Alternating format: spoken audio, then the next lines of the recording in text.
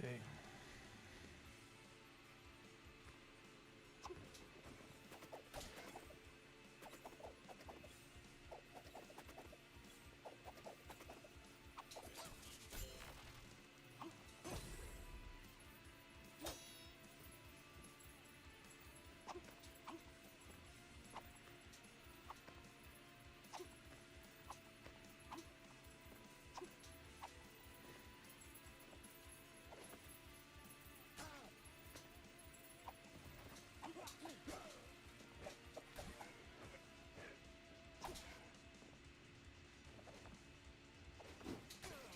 What?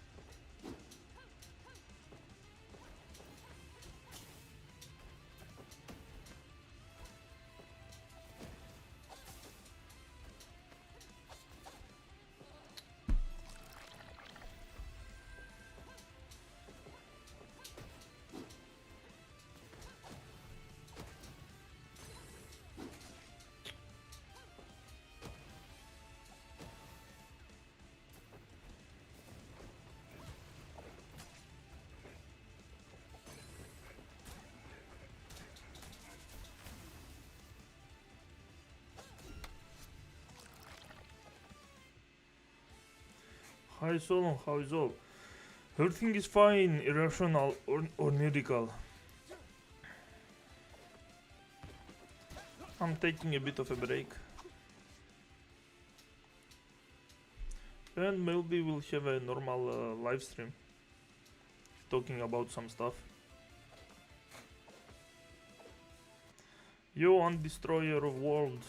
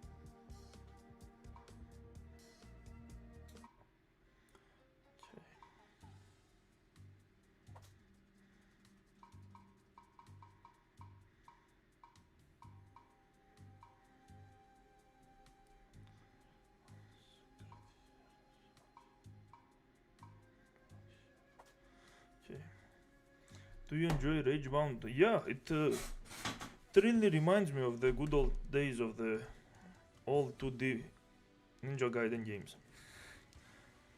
Even though I haven't played them in a very long time, but this is really good.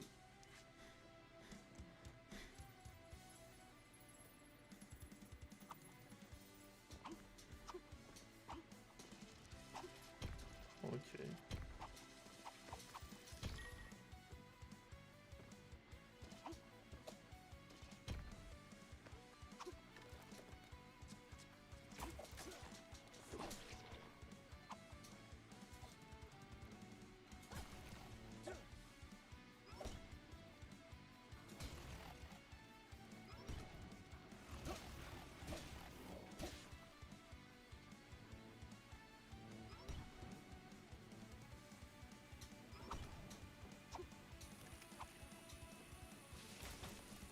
Bitch is that?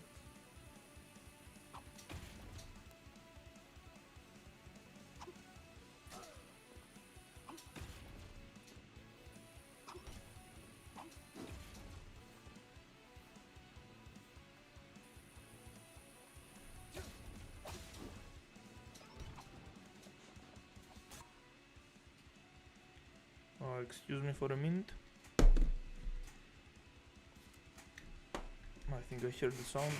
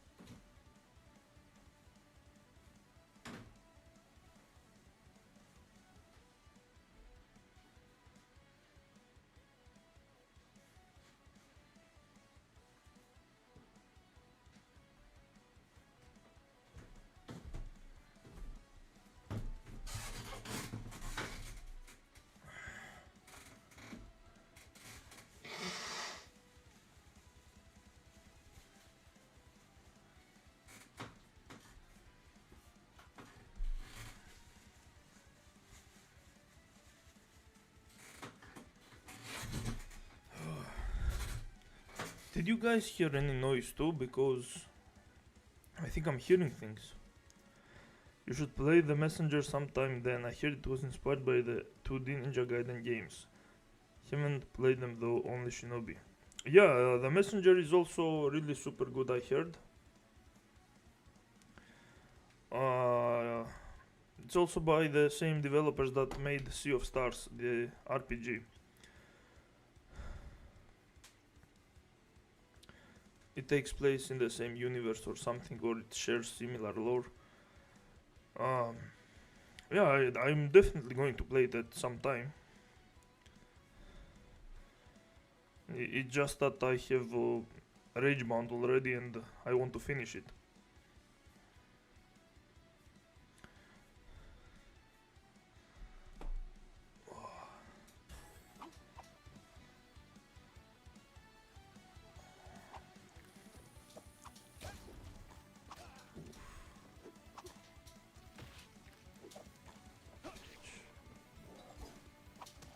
What the fuck is that?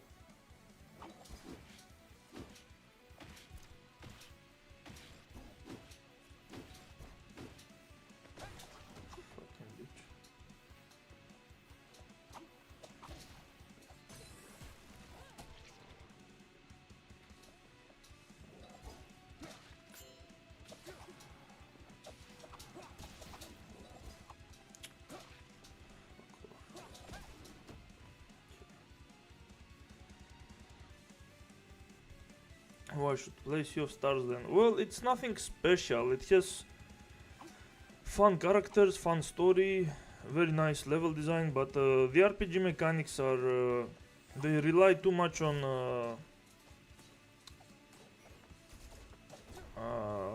timing. It's not like Expedition 33 when timing the button with enemy attacks is going to make you avoid all damage. It only halves the damage taken, and also pressing the attack of your timing the button with your attacks also does more damage or increases the combo length. But it still relies on its RPG mechanics for the most part. But it's nothing extraordinary, like I would say it's a solid 7 out of 10 game.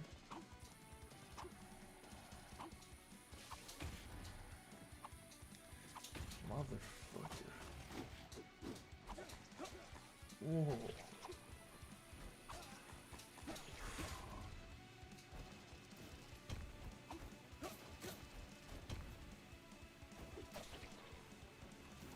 Really? Just a bitch. Okay.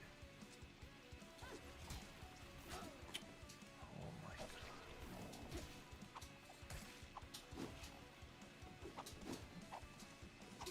Oh my god. So annoying. Look at this shit.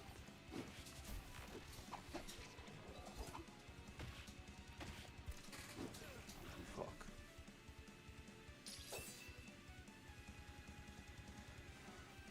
Is it similar to the Shadow Hearts timing system?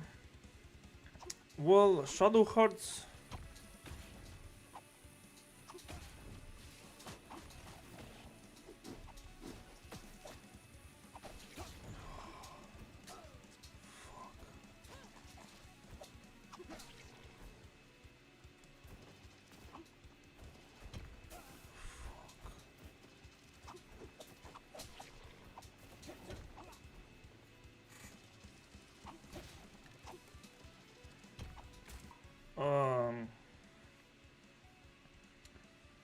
Well, you decide whether your attack is going to hit or even make a critical in Shadow Hearts.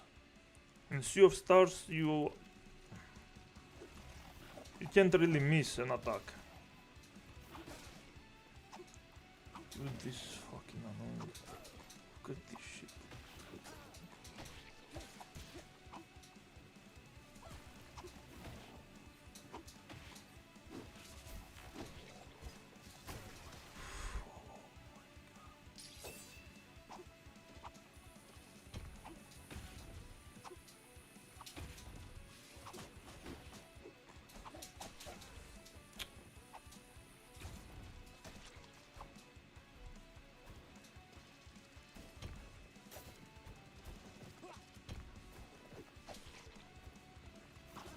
You bastard.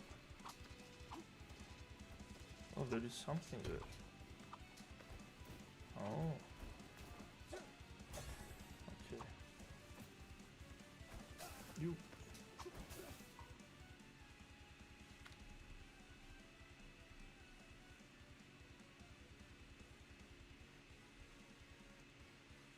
Are you guys hearing something?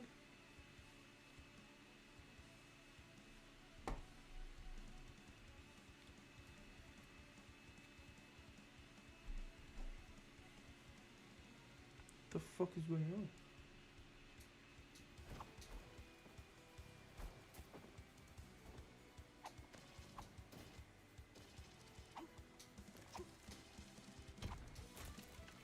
No?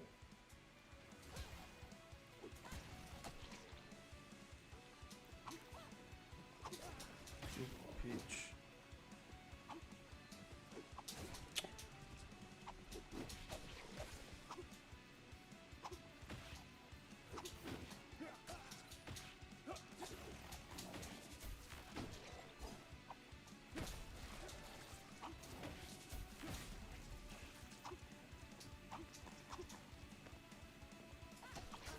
Really? Oh my god. only hear the gameplay. Well, I'm hearing noises. And I'm pretty sure I'm not schizophrenic. Or am I?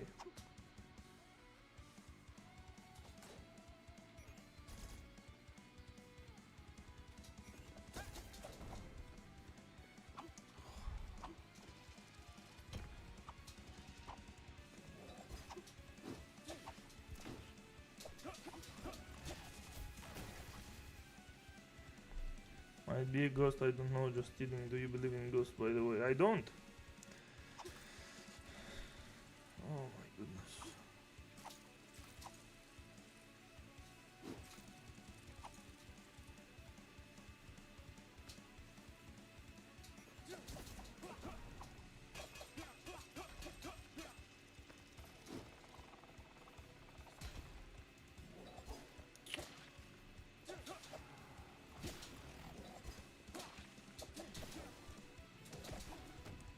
Fuck out. A second checkpoint? Well, this game is not hard then.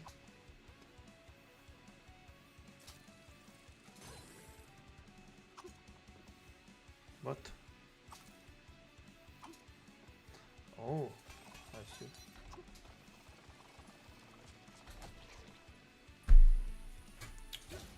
Fuck out.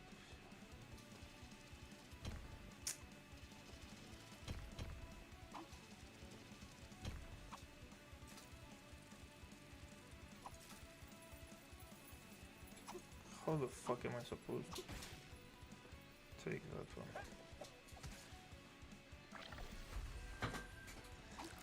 Oh.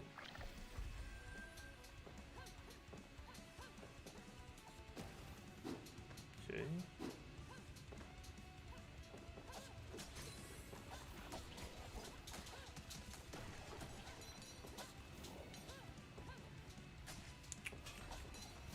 Are you kidding?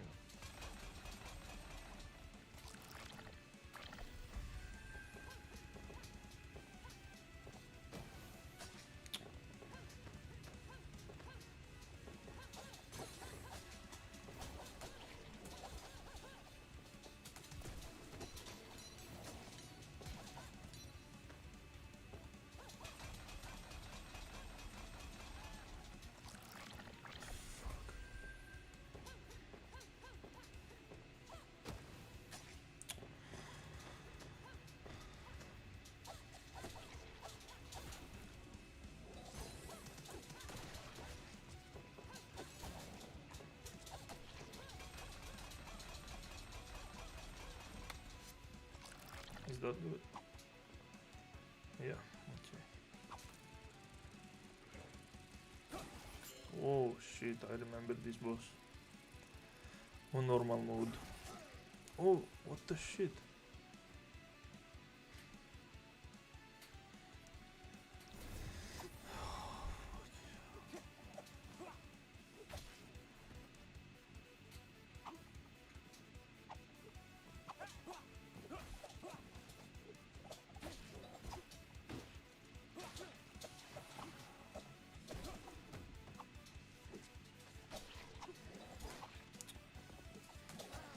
You bastard. Fuck off.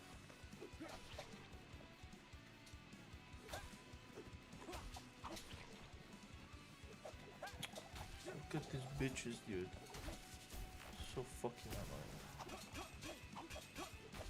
Cool.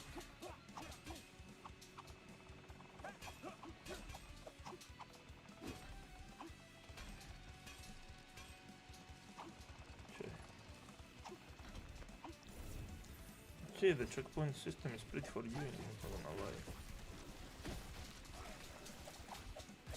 Fuck off.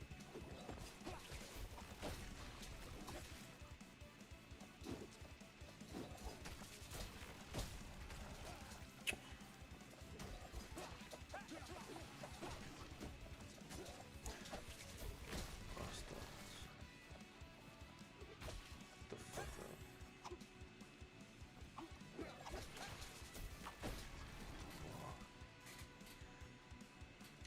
You play mostly games with on controller or keypad? Controller. Fuck you. Never used the controller except for once or twice at the neighbor kid's house. Are you serious? You are playing fighting games with a fucking keypad? The keyboard? I mean, I suppose most games can be played with a keyboard. The reason I mostly use controller is because I don't want to have my face too close to the screen.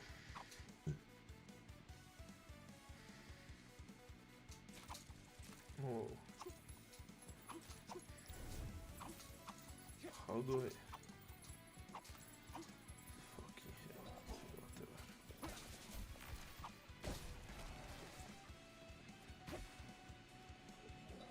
Look at the amount of douchiness, dude.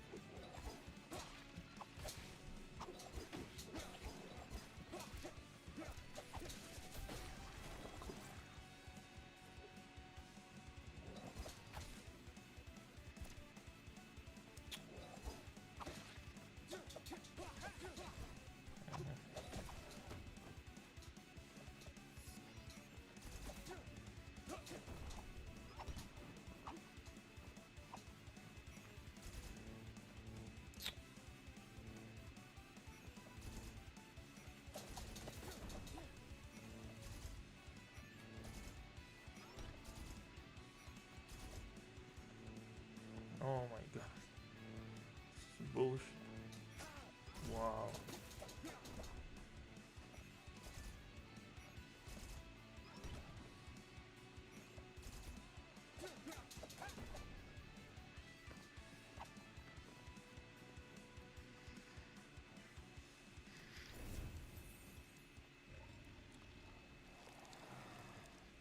What?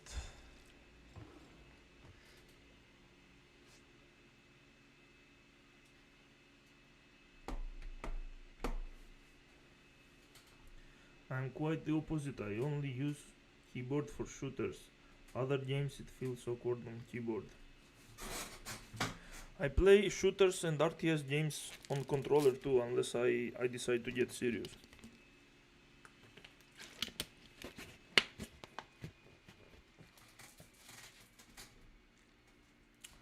Like if I play competitively, fully competitively, I'm going to use the keyboard and mouse for RTS, obviously.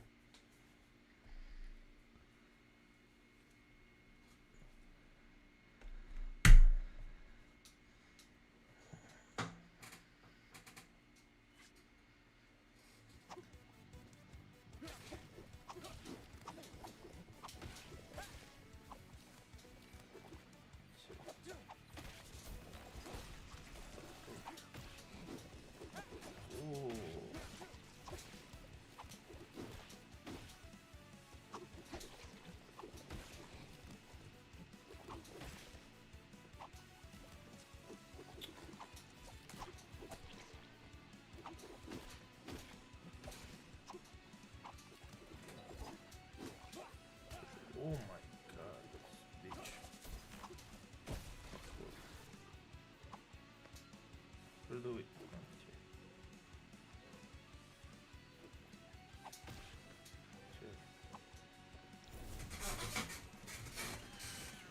Oh shit, I was...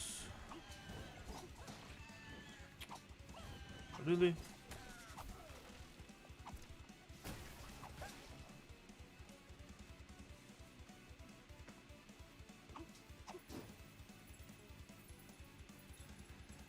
Well...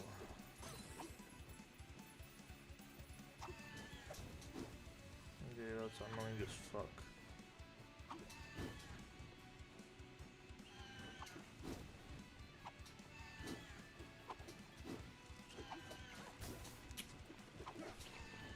Oh my god. Nope.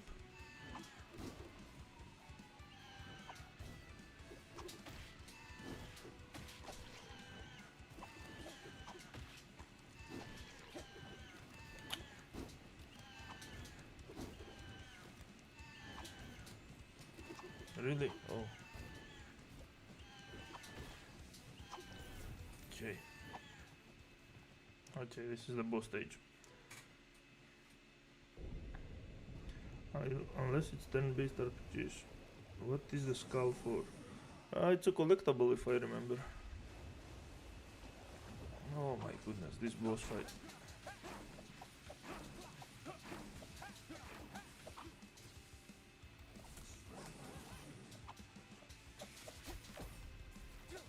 What? I don't remember. Okay, okay. Oh, that's obnoxious.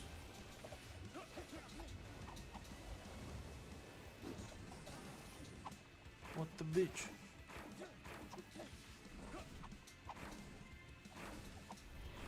Nope. Wow.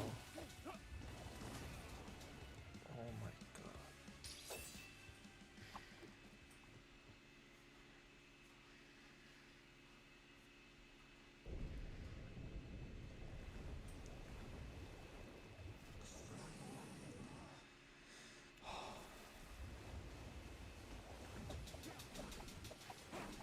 Nope.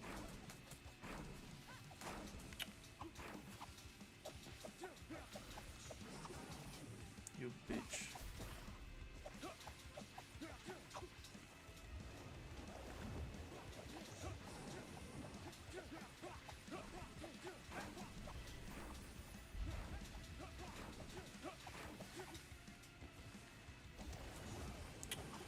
You piece of shit.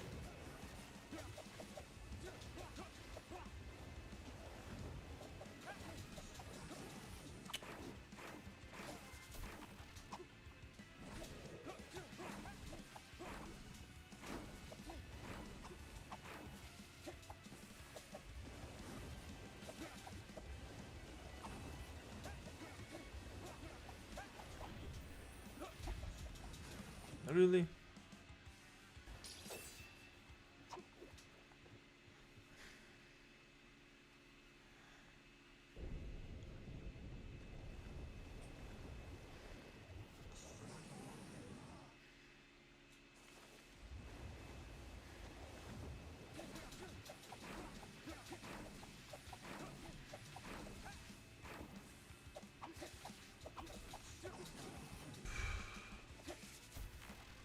Okay.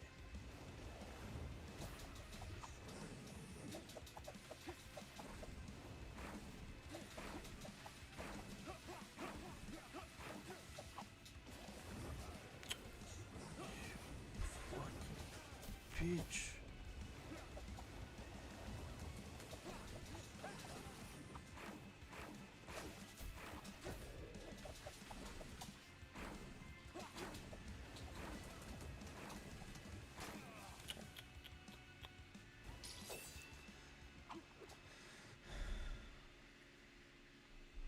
How are you supposed to dodge that attack when they launch their head forward? I have no clue. I think there might be a kind of sign or pattern to it.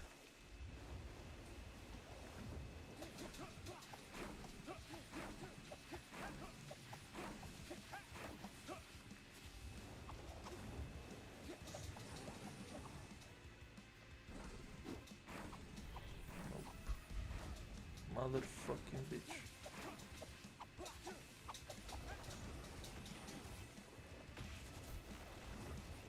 Fuck you.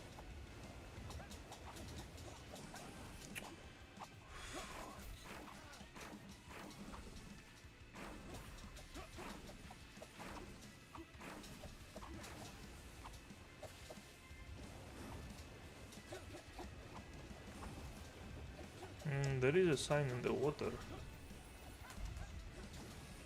Really?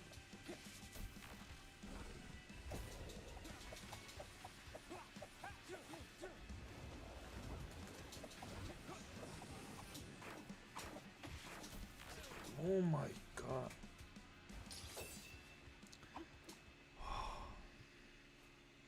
They just open their mouth like any other attack and do it.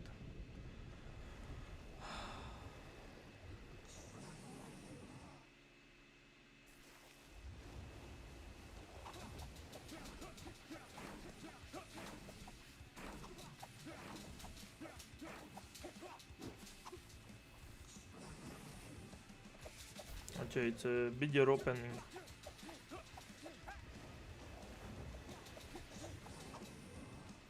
Yeah, like that.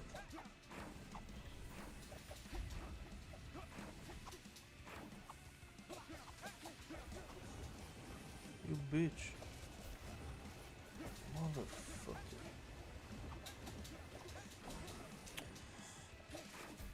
Fuck off.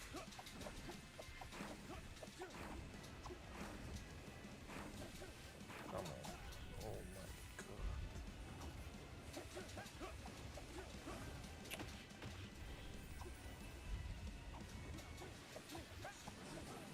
Oh my god.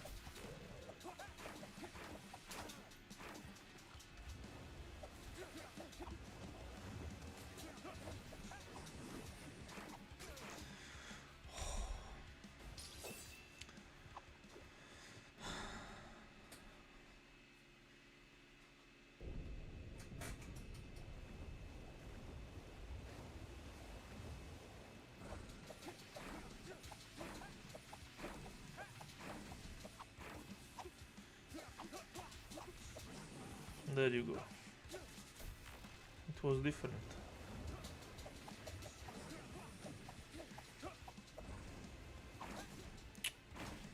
You piece of shit. Of course he hit the ground. Oh my god, you serious?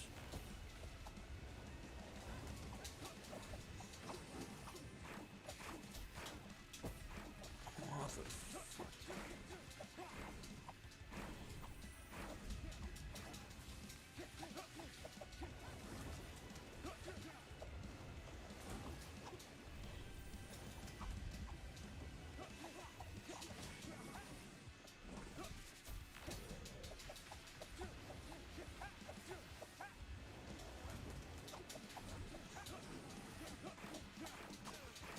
Fucking hell.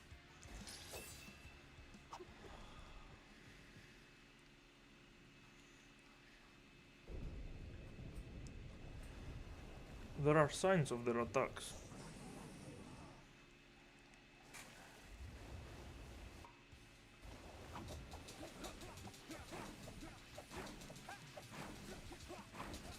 You piece of shit.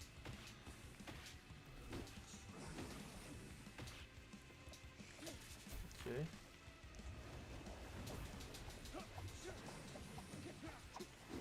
Okay.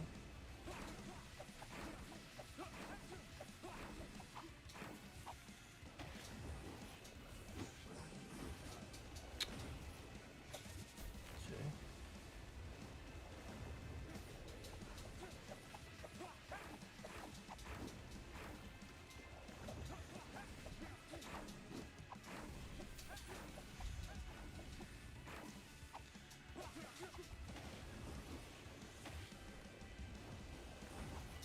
Motherfucker.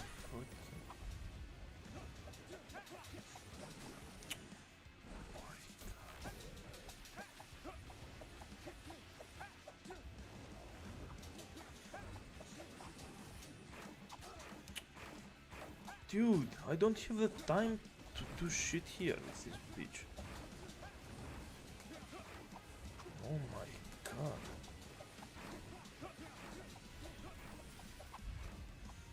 Stop.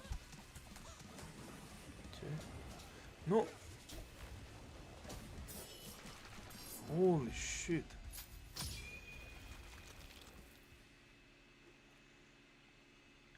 Fuckers.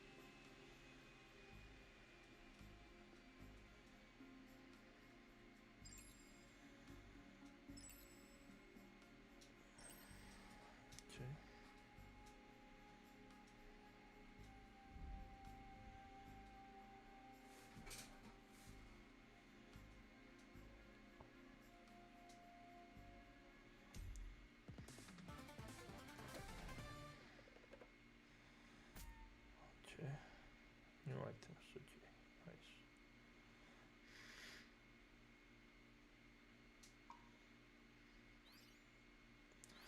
Now we opened 3 entire areas. Pretty cool.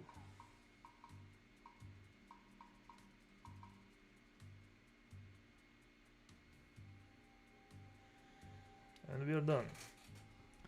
It's just that specific attack that's confusing because you need to see if they open their mouth longer to decide if they're about to do it.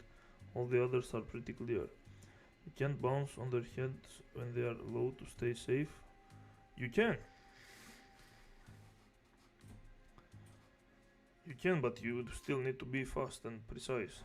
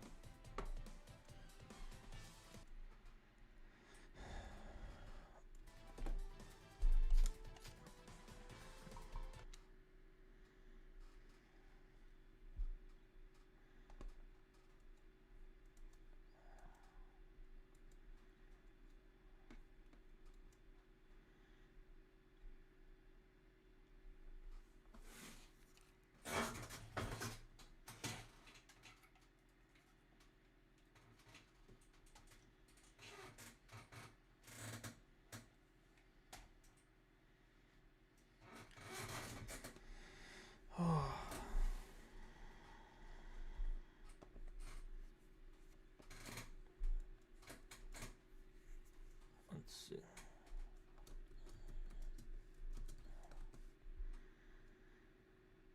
I mean, generally, I'm willing to watch some Electric Underground, see some good video games, talk about ideas, and he has some good ideas, but give me a moment though, I'll be back soon.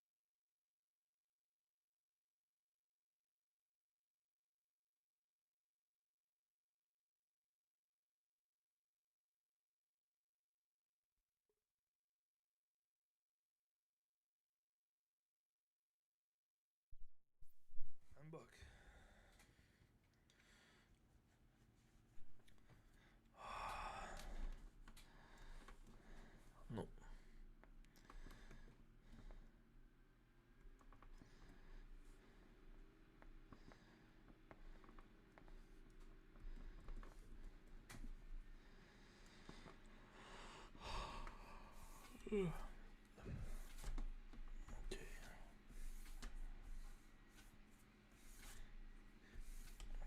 let's make a proper poll.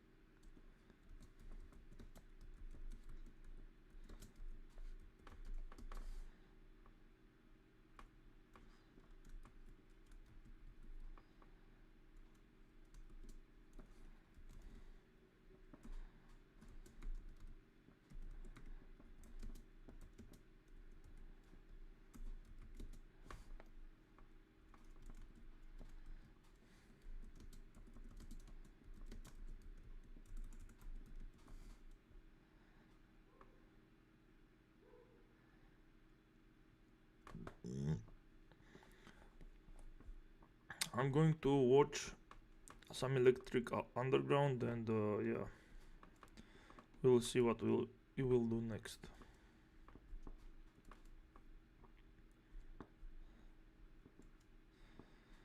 Let's see some of his oldest videos.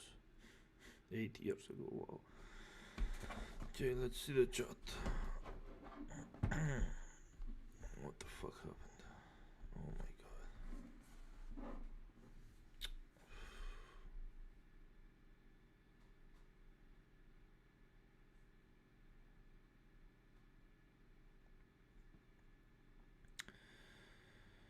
Oh.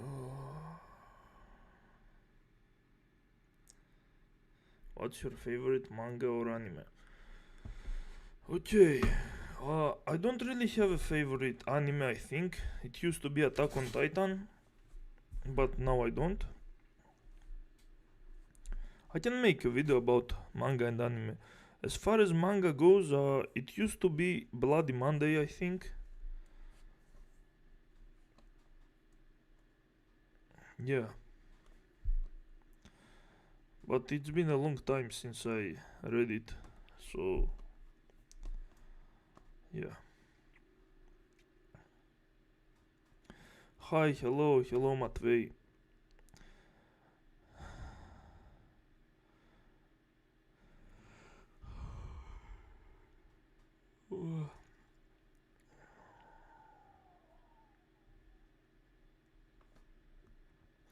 I like Code Geass, Hyuga, Onani, Master, Kurosawa, Death Note in no order. Yeah, those are good.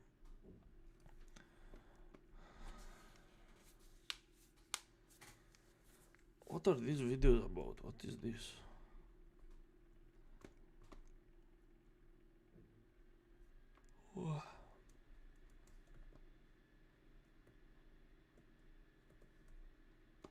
Okay, the countdown begins. 3, 2, 1, go. He's just playing Dodonpachi. 1 CC, 1 coin.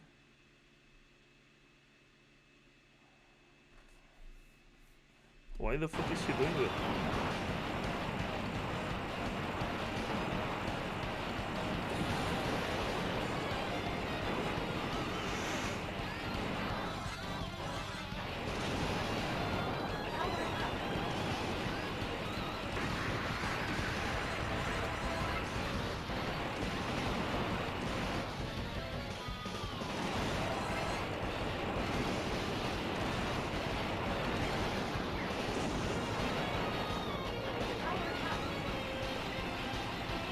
It's a good game, but he has clearly played it to the point that he has memorized everything.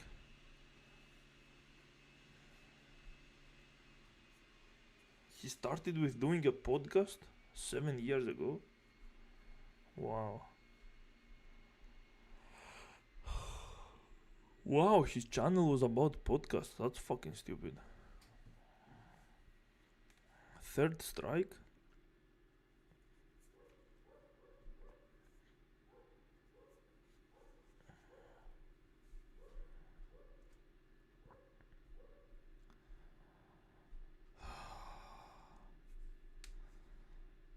Oh, he's obsessed with fucking shoot 'em ups.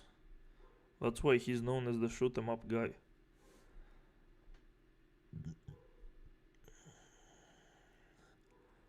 The clutchness. Is he trying to reach the highest score?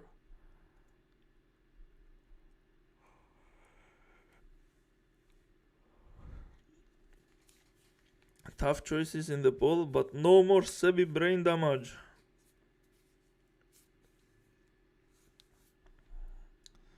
Based. If you play Souls like, which one will it be? Well, I mean, in my fucking posts, I had mentioned some of them.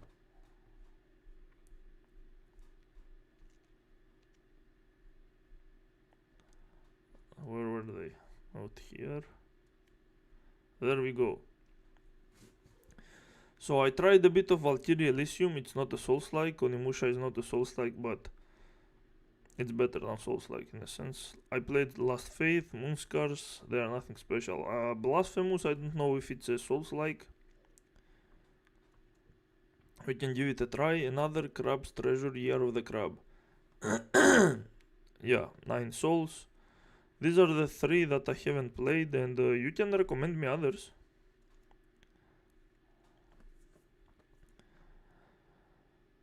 Hello everyone, what's the game are you waiting the most this year? You asked if the worst genre is Souls-like, sport games, MOBA or gacha. Which do you think it is? I'd say gacha. Well, yeah, it's gacha, but gacha is not bad because the games themselves are bad. It's because the entire way they are presented and the monetization system. Like, it doesn't matter, even if you make the best game in the world, but if it's gacha, it's going to suck because it's just going to be it is designed to drain your money. They will make everything, the developers will make everything to draw as much money from you as possible. That's not a video game, that's a scam.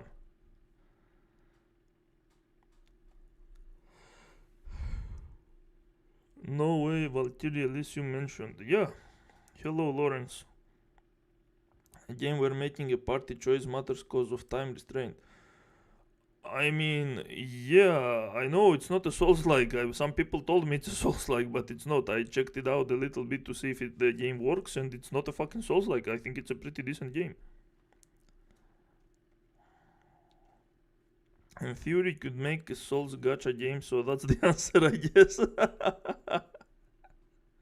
Imagine a Souls-like where every time you die you need to pay more, and the game is designed to literally kill you, like a fully trial and error game with the most insanely delayed attacks and the worst camera. Valkyrie Elysium was such a letdown coming from Valkyrie Profile. I mean, it has nothing to do with Valkyrie Profile though. They play very differently.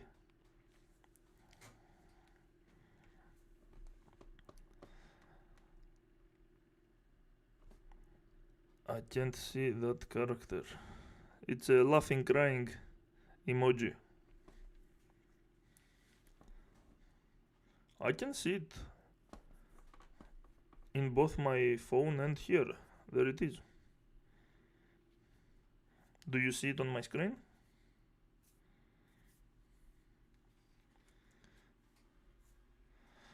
It's the same universe or a retelling. I don't remember what they aimed for. I mean, yeah, but the gameplay is like they were going for something different. And that's fine. I think it's okay for them to experiment with their genre. They should be allowed to do that.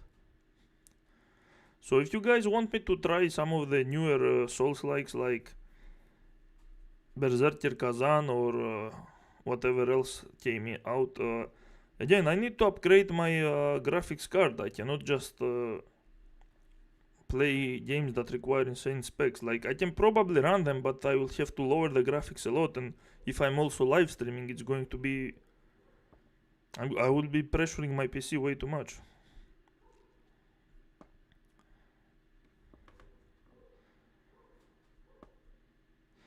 Let's see what you are voting. You freaking freaks.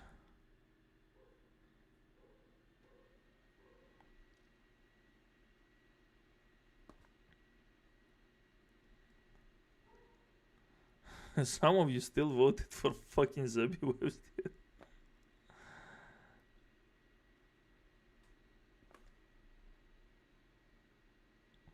Mobile Souls gacha game does seems like a Bugs Money on the floor to be picked, so I'm surprised it's not done yet.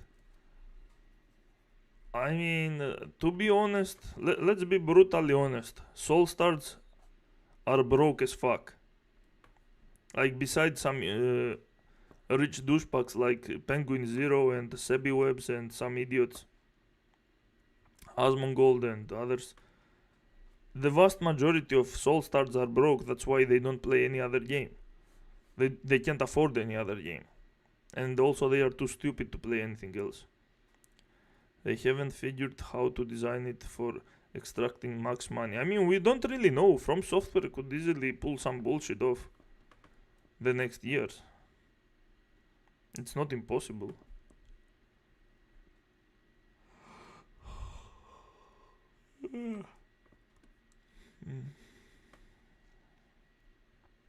What the fuck was this guy doing 7 years ago? Just playing shmups until he reached the top.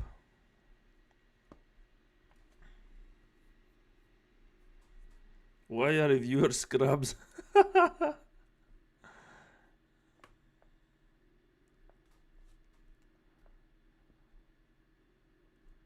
Is a misunderstood masterpiece. Maybe. Let's watch this, huh? I mean, I think it's one of the best action games ever made, but it does have flaws. It's not like flawless or anything.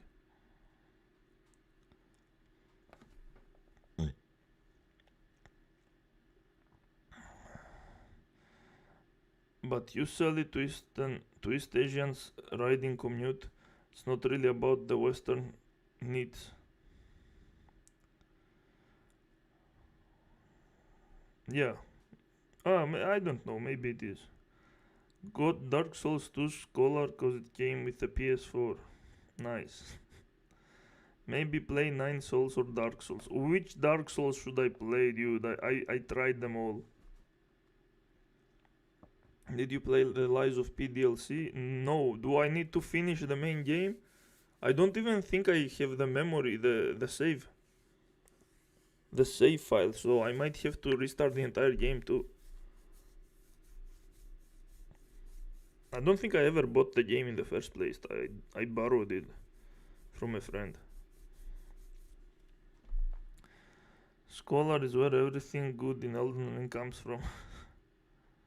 Xbox was on its knees with that game.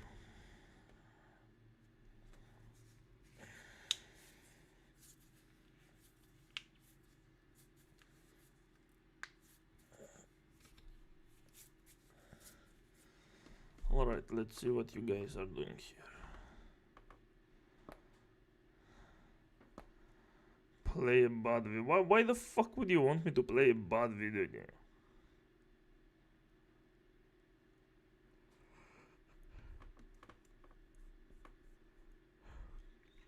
I told you I'm going to play all these 3 games. I'm already finishing Ragebound.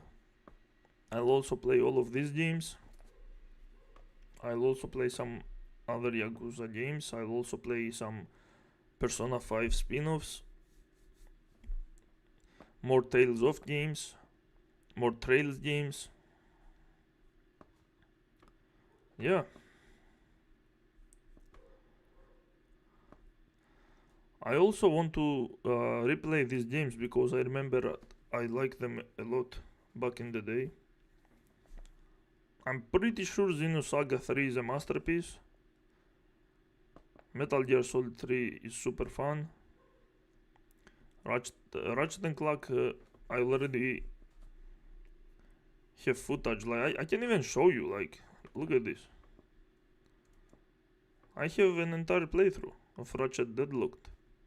Look at this shit.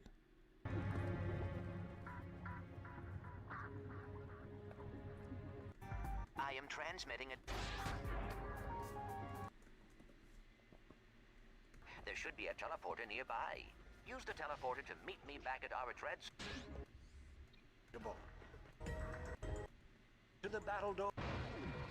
The Red Zone fans, this is it. Let's introduce our first contestant. He's a Lombax. He spent time in prison. He hates candy and children. Let's hear it for Ratchet and Team Darkstar. Uh-oh. I guess I didn't calibrate that button. Yeah, this is the entire playthrough.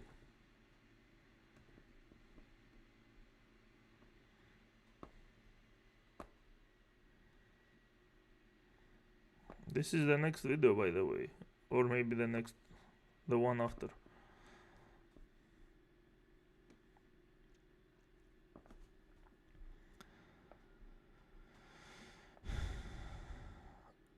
Streams are torture sessions now.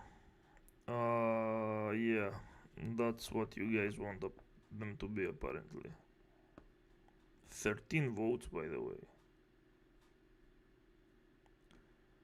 That means 2 people voted for Sebiwebs.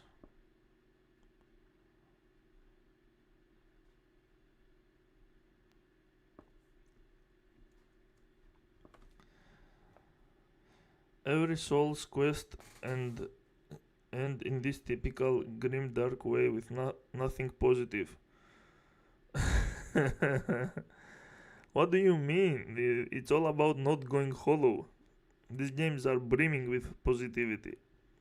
I laughed hard in Elden Ring when character you helped and don't care about, since the game has no story, turned into meat cube.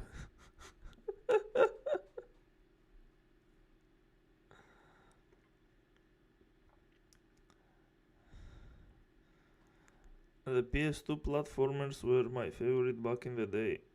Watch a critique. A critique of what? Of I mean, I want to watch this, but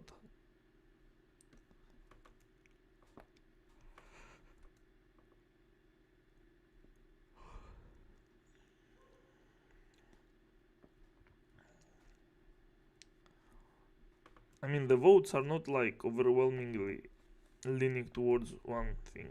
Hey everyone, welcome. Oh yeah, I also want to watch Under the Mayo's video.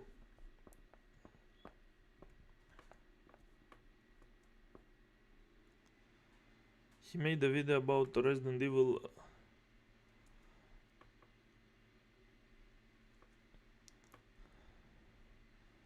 Requiem. Maybe we should start with that one. Yeah, maybe do that. Let's go with this. This review contains various spoilers, but does not show the fates of any characters except the final boss, and it generally avoids discussion of the story. Okay. Resident Evil Requiem was ruined by this autistic freak. What the fuck?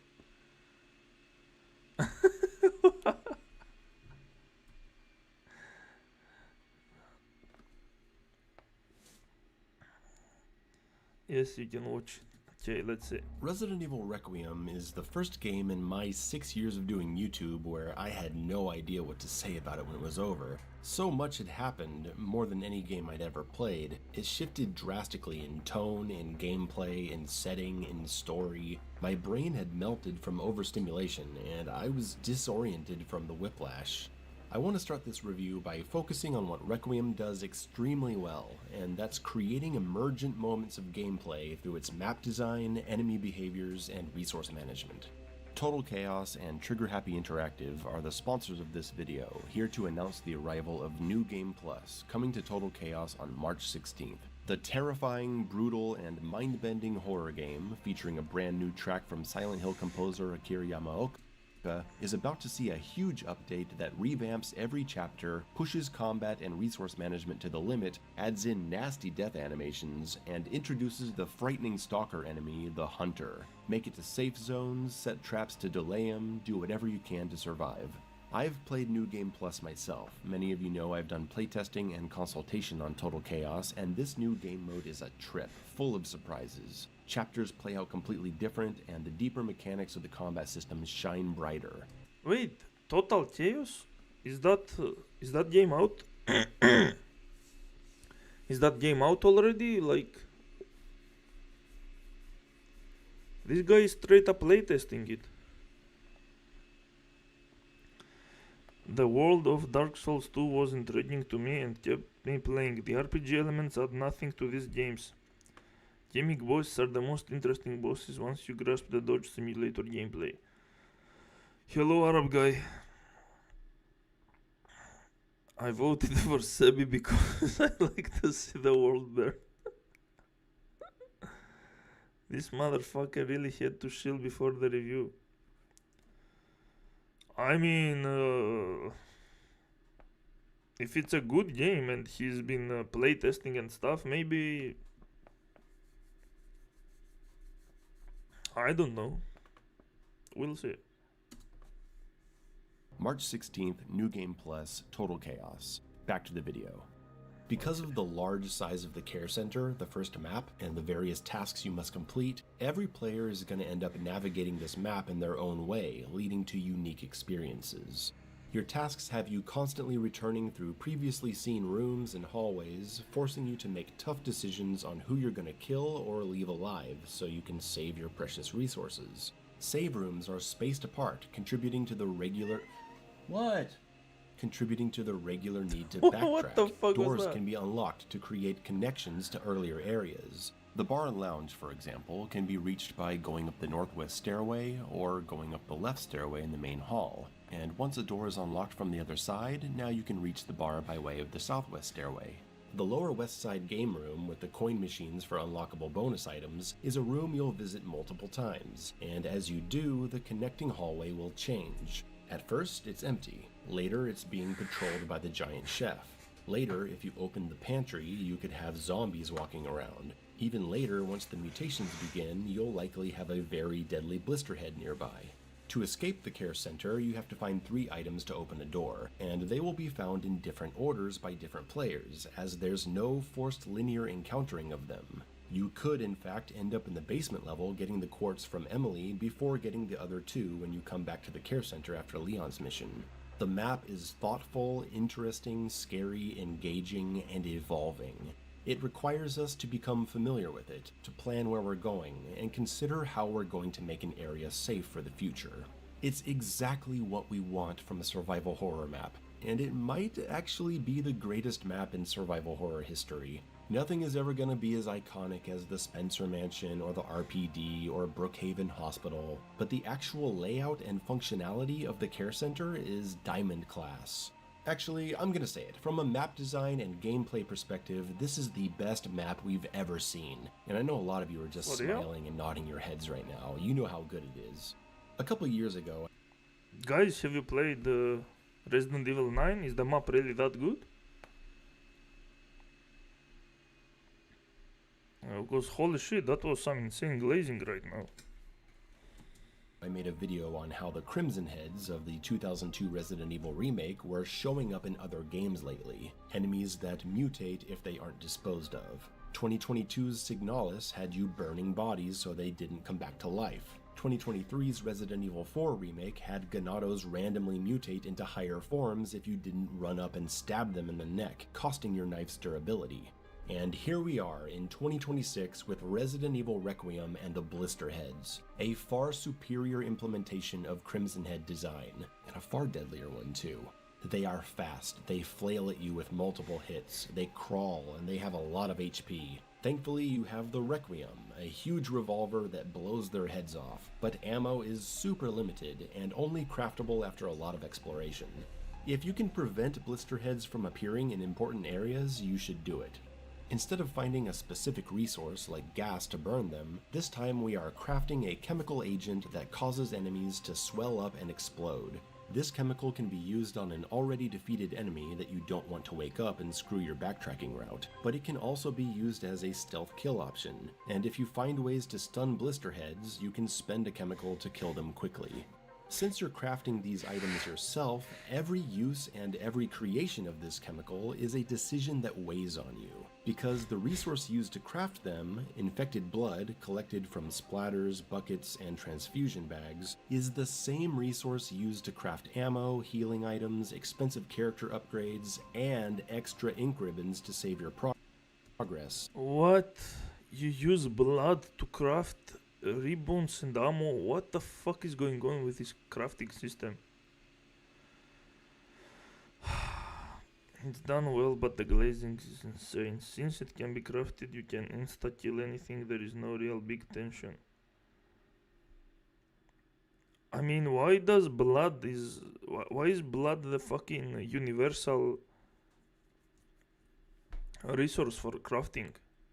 That's so weird. What the fuck is going on? Is this? It's like the souls from Souls games that are used to buy everything.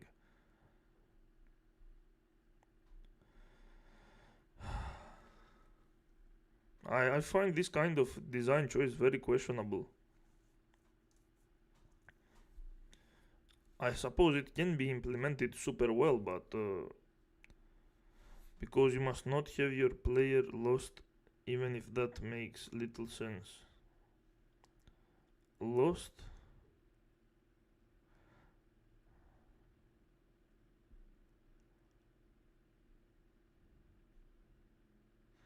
What? I have to search around and find resources? Oh no. If you're playing on classic mode or insane. There are so many enemies you can't possibly explode all of them. You don't have enough blood. Going for headshots against these erratically moving zombies means you're missing shots and you need to craft more ammo. I mean, the more you kill, the more blood you get though, isn't that how it works? If you're scared and saving too often, you'll be... They don't want you running out. Yeah, but just now he said that there are too many. Stuck needing to craft more saves. If you take a lot of damage, you need to make healing injections. There's just no way you're going to have more than 6 or 7 of these chemicals on your first playthrough of the care center. I said it. 67! We also have a Bro, come on. bit of a push and pull through a more action horror style mechanic in that enemies will sometimes drop collectible blood. So you want to avoid them to save resources. I mean, this is stupid though, so every time you kill an enemy you need to do that stupid shit that you inject the blood and you absorb the blood to your chemicals. And this is kind of stupid though. I'm not sure if I like this kind of resource management.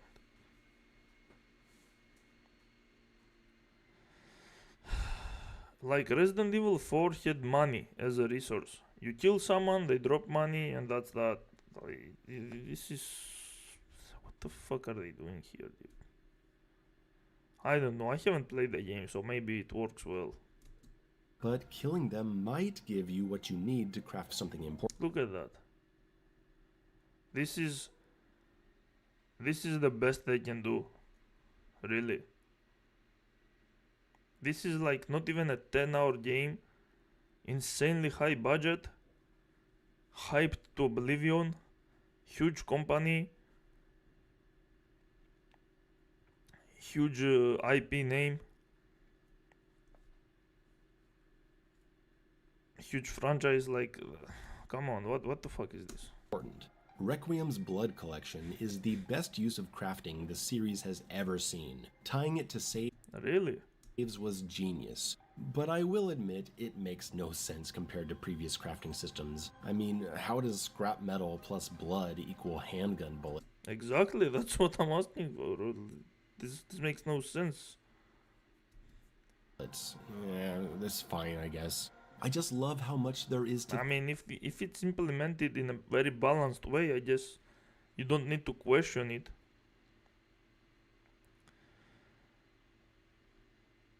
I don't know, maybe immersion doesn't matter too much. Peak, bro. Don't like these games anyway. Yeah, Resident Evil are not that good. It's blood echoes half. We already saw the junk earlier and the story ruins everything right out of the bat, to the point skipping it is mandatory if you want it to play it blind and enjoy.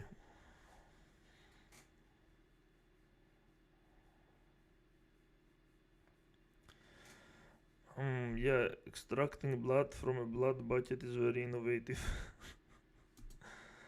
Think about and plan for, especially since the zombies have unique behaviors and can sometimes just wander into an area they aren't supposed to be in. Maybe they were attracted to the noise down the hall, or maybe they were just bored, I don't know. Some zombies will forget about you, some will follow you for a long time. And while this is a very zombie-centric game, arguably low in enemy variety, the Zombies going to different places doesn't mean that's nothing special. That's not unpredictable behavior. You barely need to add any programming to make zombies live from one room to another, especially with this budget to this kind of huge franchise. Like, this is one of the most minimal expectations you should have for this kind of game. Resident Evil doesn't shine for the story, but damn, there was so much waste. So long. How you learn game design? A little bit of playing, a little bit of watching YouTube videos, a little bit of reading about ideas. Pathfinding has never been seen before, apparently. true variety comes from unique enemy behaviors, visual designs, and a solid variety of special appearance units. 3 stalkers, a giant blister monster, some stuff I won't spoil yet, though I would have liked to see some kind of animal creature in the Return to the Care Center. The zombies this time around have memory of what they were doing before, so this cleaning lady zombie, madly scrubbing the mirror, will come out of the bathroom and go down 2 halls just to start cleaning the blood off the floor next to a zombie you killed. You're running through here thinking everything's cool, and bam, there she is. And you freeze in terror because she is a very fast and crazy enemy that you don't want to alert. Some zombies... What the fuck? Unique enemy behavior. The enemy charges at you. Wait, what? Do the zombies have like some kind of personal? What? Wait, doesn't that break the entire lore?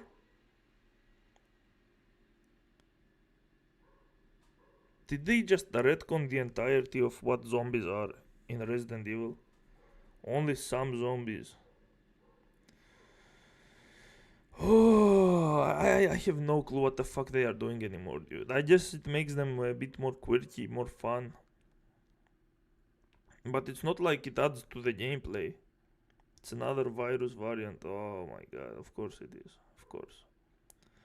I'm just analyzing games and thinking about fixing them and watching videos, but I've never read the thing. That's fine.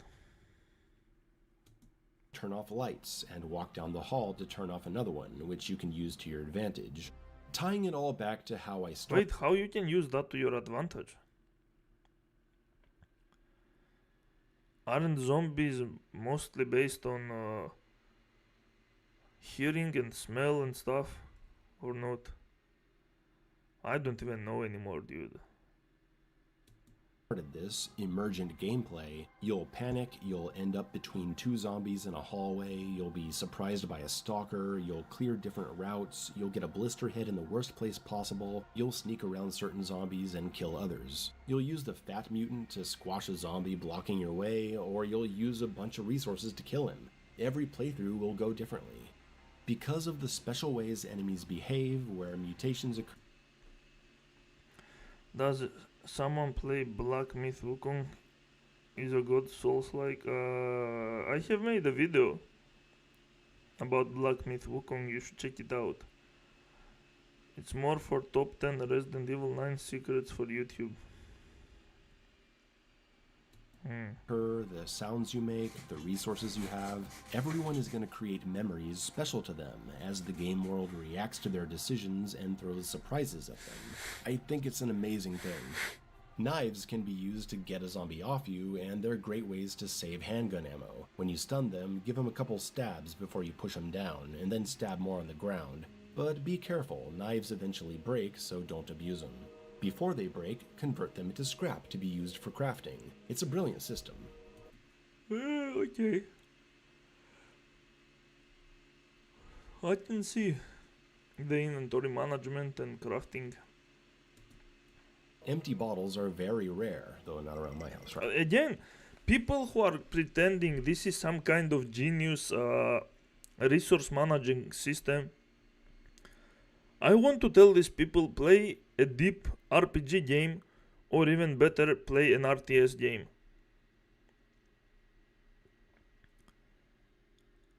Your mind will be blown.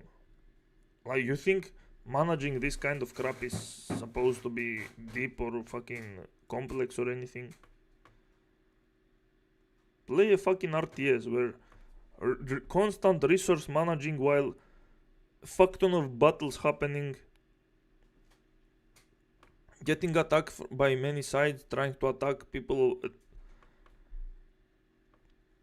with different armies from different positions, trying to defend yourself with while also trying to upgrade all your stuff, while also managing all your workers, what to build, when to build, how to gather, where to gather. Like, these games are all casual, even on hard mode. And again, maybe it's fun the way they manage to create the resource management, but it's not complex. Like, complex would require you to constantly manage it while things are happening. Like, this is a less than 10-hour game and without any depth in combat. Like, imagine if you could take the wood from the fucking doors and walls and actually create things like arrows, like getting like Minecraft or something. Like, imagine if you could actually Minecraft the entire fucking area. Imagine if you could make weapons from the fucking bones of the enemies, taking their spine and turning it to a fucking sword or something. That would be insanely deep, and it would require great animations and physics for that kind of stuff to work with deep gameplay. Like, this is all basic. We have seen this kind of stuff since the PS1 era. Like, this is nothing special. Right? And they are very useful. You can distract enemies to open up a way out, you can craft Molotov cocktails later on, and a single bottle puts a zombie into stun even on insane difficulty. A truly life-saving option. There's no shotgun for Grace in the care center, no grenade launcher, just a dinky pistol and these chemical agents. You're underpowered against this terrifying house of horrors, and on the insane difficulty, it led to the most intense, stressful, punishingly difficult, and satisfying survival horror experience I've ever had. No exaggeration. Well, the problem with you, Mayo, is that you don't play RPGs or RTS games. So I guess as far as horror goes, this isn't bad, but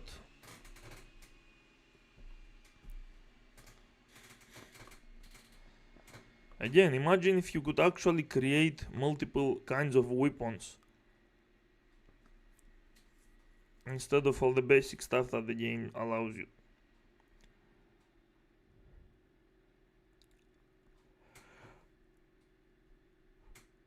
Apparently, the combat for Black Myth Wukong is pretty shallow and just button mashing. Yeah, for the most part. You can play Cataclysm, Dark Days Ahead, or Zomboid, and you have more shit to do and mana. Dude, Zomboid is insane when it comes to management. And the gameplay generally is just way too realistic.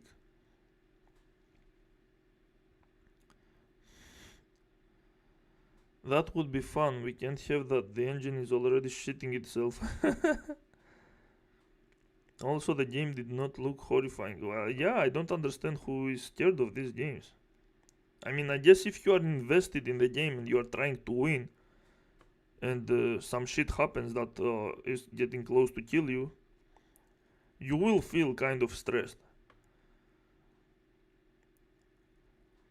I think the only game I feel real fear was Silent Hill, and it was for the story. It was so creepy.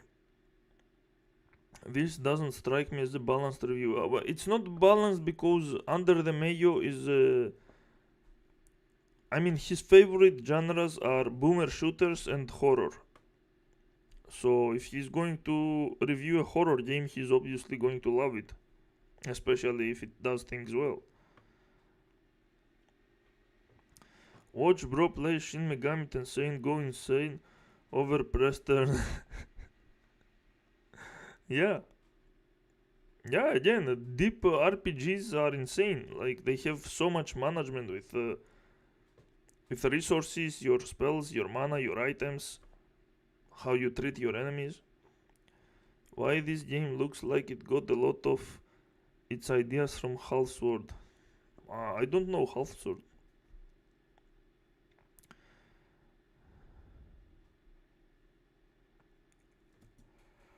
Some will take issue with just how ridiculous the zombies are on Insane, with their jacked up speed and damage to the player and resistance to stun, but I thought it was great. They're so fast they can sometimes catch you, which makes you extra weary of alerting them. Okay, this is good. Instead of just stretching their health and damage, they increase their speed, which makes them more aggressive in a way, but that kind of stuff requires playtesting, and I don't know, maybe they just stretch their speed as well and expect the player to just kill the enemies fast. I don't know, there are smart ways to create difficulty, like Metal Gear Solid does.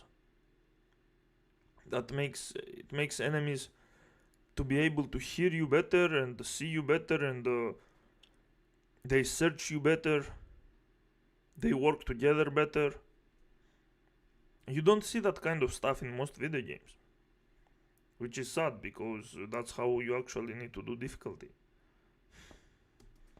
I loved the hopeless feeling it instilled in me. I died probably 100 times. I had to restart after a whole day of just inching through progress because I didn't have enough Requiem rounds to survive the isolation ward. Wow. And the game can screw you over to the point that you have to restart the entire game. And most of the beginning of the game is fucking walking sections and cutscenes. That sounds pretty painful, dude. Hate playing with a woman character in this horrible world. So goofy to go from gameplay to cutscene like that. It was the ultra-intense, resource-scarce fight against impossible odds that I've always been looking for. I recommend unlocking the SMG for Grace, even though it's pretty crappy and a big ammo suck, but it can really save your ass if a zombie gets too close. Before you get upgrades to your firepower, you basically need to try to avoid every zombie you can, if possible. And this leads to pulse-racing moments of tension as you hold your breath and try to sneak by 2, even 3 zombies at once.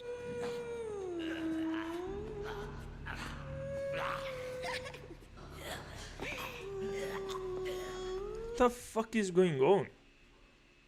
Are these zombies or are they trolls? They're making weird noises. What the shit is going on? Is this fucking Resident Evil or is this fucking Luigi's Mansion?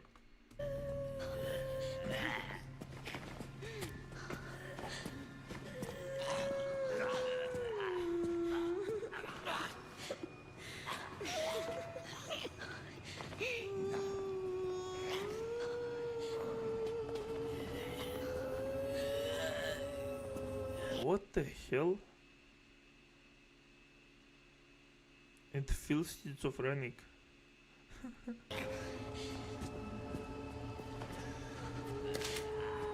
I do think it's a missed opportunity to not have a hardcore difficulty between Standard Classic and Insane, but looking at the internal game values, Classic is actually harder than the normal Standard difficulty.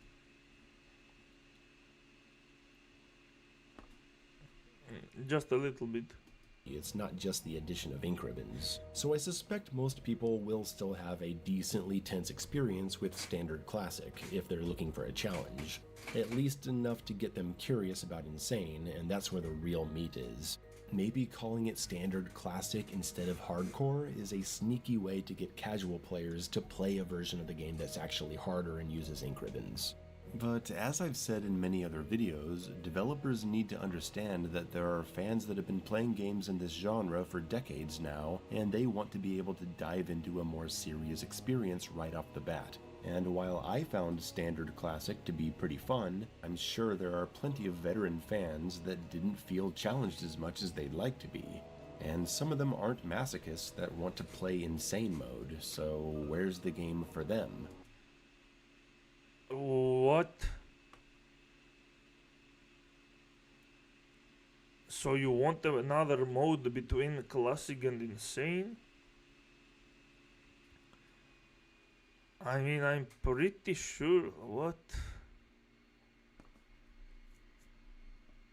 There is no way you found Classic too easy and Insane too hard to the point that you need to be a masochist, dude. They cannot be that far ahead from each other, these two modes.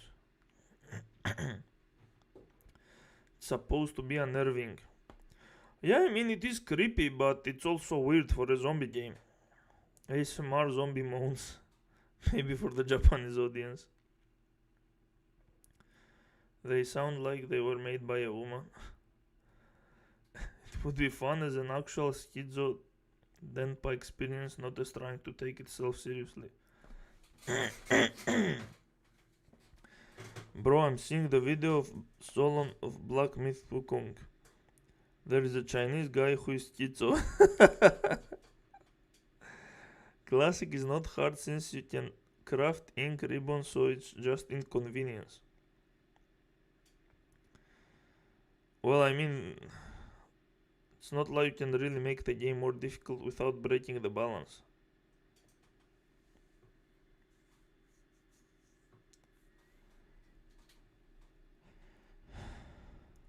Okay, how difficult is Insane though? Like it just says stuck to 9.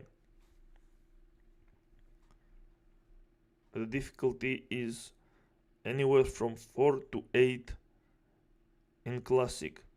And in Insane it's stuck at 9. So I don't think that's anything special. I think that's normal. They are supposed to learn enemy designs from Darkwood. That game has one of the best horror enemy designs. I think this is a legitimate criticism to have, and the PC community is probably on it right now to create a custom difficulty setting. Oh my god. Okay, again, what would that difficulty be like?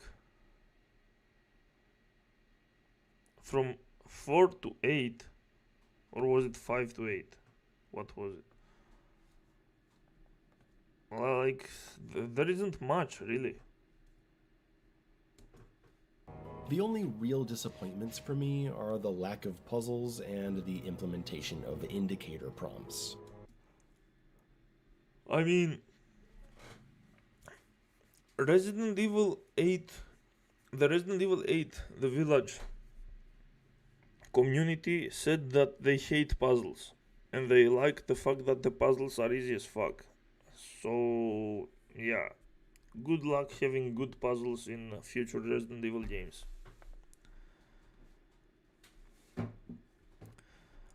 I've seen clips and I'm too chicken for Darkwood. I recommend Tormented Souls if you like good puzzles. I do. I do like good puzzles. I absolutely do. Let's see what these games are all about. Dark Wood. There is a second Dark Wood coming, that's pretty nice. Tormented Souls. We have 2 Tormented Souls, and oh, one of them is pretty recent, that's nice. Okay, let's see what this... Oh, it plays like a top-down. This is too scary. Oh, this is like classic horror, right? Classic survival horror. Okay, okay, this looks interesting. Is it good though? I don't want another Resident Evil game. I want something that's actually good. Like, I don't care too much about the survival horror games. I need something with good gameplay, and I mean either puzzles or good combat or something. Like, I don't care about managing my fucking bullets when I'm shooting stupid enemies. We'll check out the trailers after I finish with the Mayo video. Give me a moment though.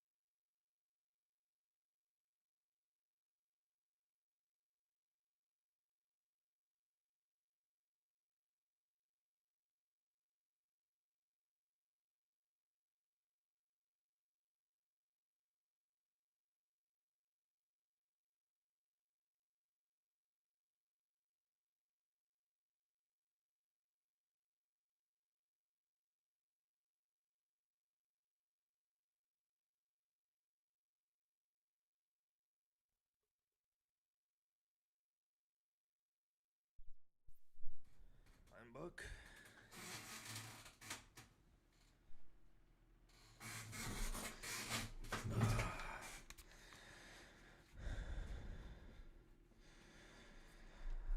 I mean by the design, the images, and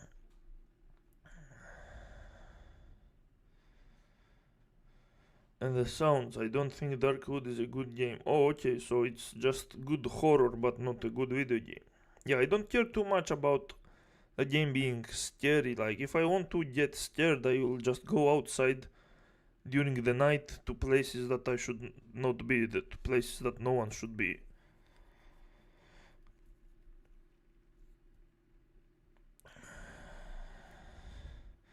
From what I know, Tormented Souls is indie homage to Resident Evil for nostalgia's sake, and Silent Hill too. Well, that doesn't sound very impressive. Fixed camera, tongue control, survival horror with puzzles.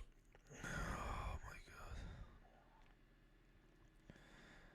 But he has lots of design ideas for horror themes. So that's good. I guess the horror theme is what matters for the genre, but gameplay is what matters to me. And I don't know about Tormented Souls. Can't set your expectations too high for an indie game. Well, I mean, Hades and The Last Spell are indie games, so is Celeste.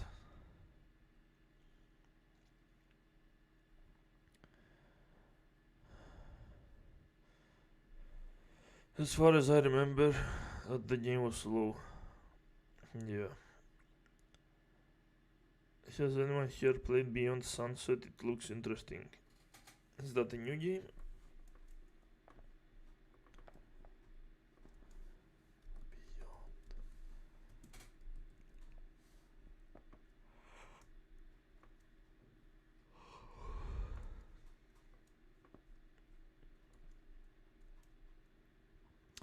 Oh, it's an FPS.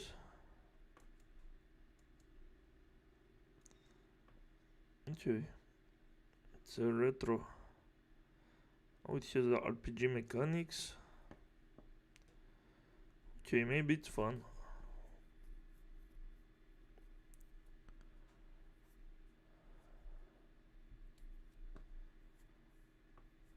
Inspired by Doom Eternal and Deus Ex. Okay.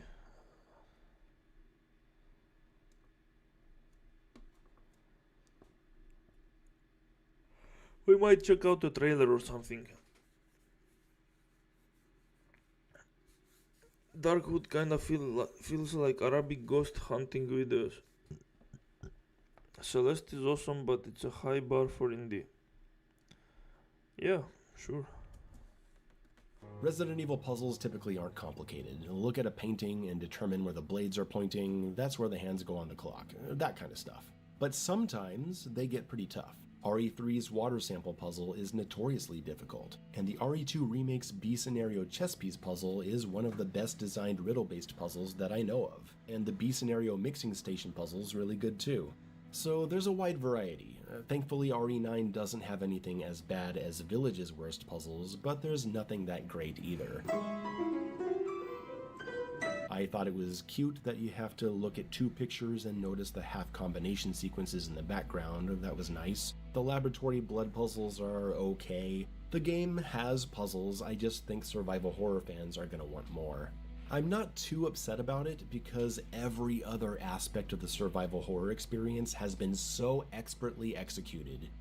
As for the indicator issue, it's good to see Capcom take a step back from the egregious use of yellow paint in the RE4 remake, which was the cultural tipping point that made yellow a widespread controversy in 2023.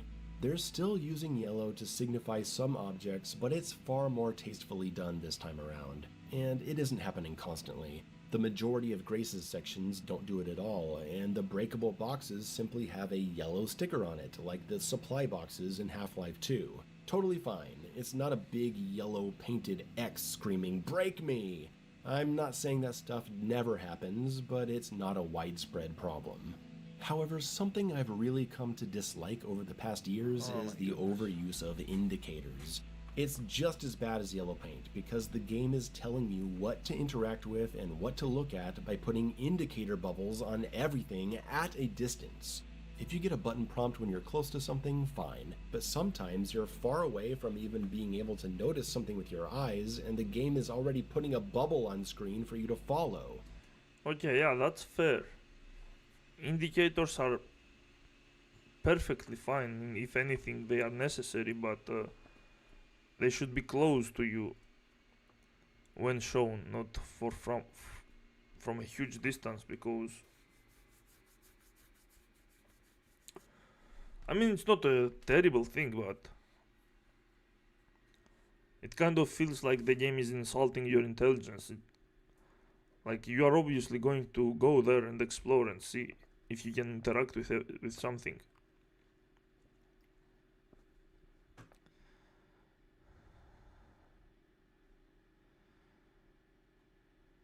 You know, the best horror for me isn't a horror game. Horror isn't real if it was all the time. It's supposed to be special. Yeah, my favorite horror game is Metal Gear Solid 2, because it has a lot of horror. No, it has a lot of suspense with very few horror moments, and it's done really well. Like, it's not a horror game at all, but there are times that I actually got scared, and there were times that the enemy were searching me, and I was actually, my blood was rushing. I was trying to do everything to hide, to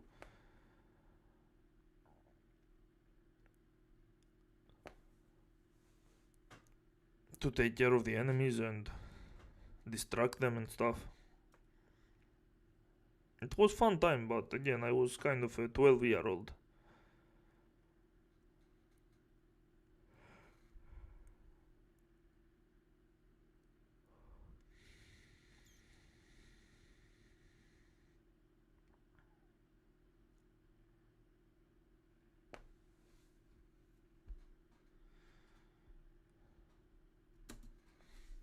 And it's not nearly as fun to find items this way as it is to notice them yourself. I get why they do it. The sheer number of things you can pick up and interact with means you gotta signal it to players. There's a lot of darkness, you're running around, spinning the camera everywhere. It's much easier to overlook something important than it is with a fixed camera where the angle actually draws your attention to points of interest. 3D items stood out more against painted backgrounds. Sharp, obvious color contrast drew your eyes to items. And when needed, you could add a little shimmer to highlight an item when the graphics get more realistic. I'd much rather them add a subtle shimmer or really bump up the color contrast, instead of just slapping these stupid white bubbles on everything. At least reduce the distance that they appear at so I gotta look around and inspect places more myself. And hey, Capcom, I know what button to press to heal, okay? You don't have to tell me every time I'm near death. I know what to do already. Okay, at least the core aspects of the experience are strong enough to make up for this annoying handholdy shit. Still, if Silent Hill 2 Remake and Chronos The New Dawn can offer us the option to disable these interaction bubbles and just leave a shimmer, or even remove that too, all for a more immersive horror experience, why can't Resident Evil?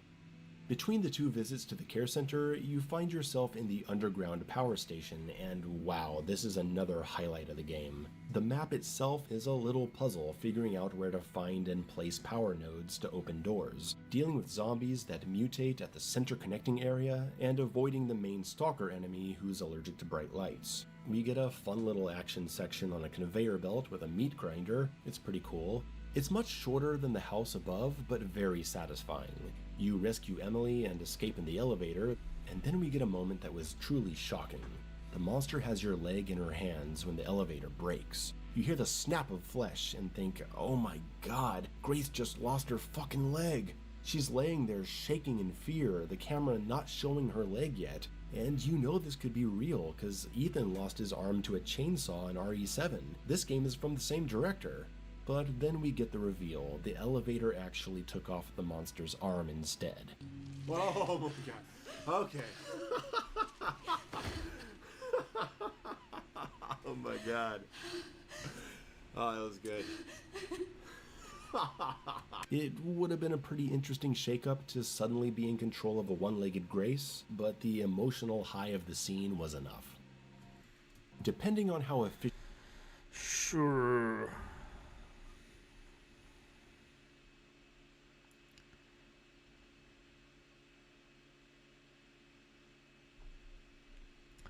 It's what happens when you use your previous earnings, like from Hades 1, to self-fund the blockbuster.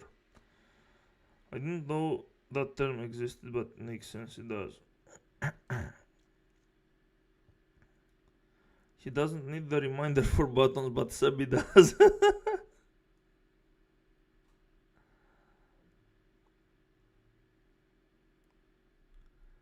The whole argument about Resident Evil 7 was contrived.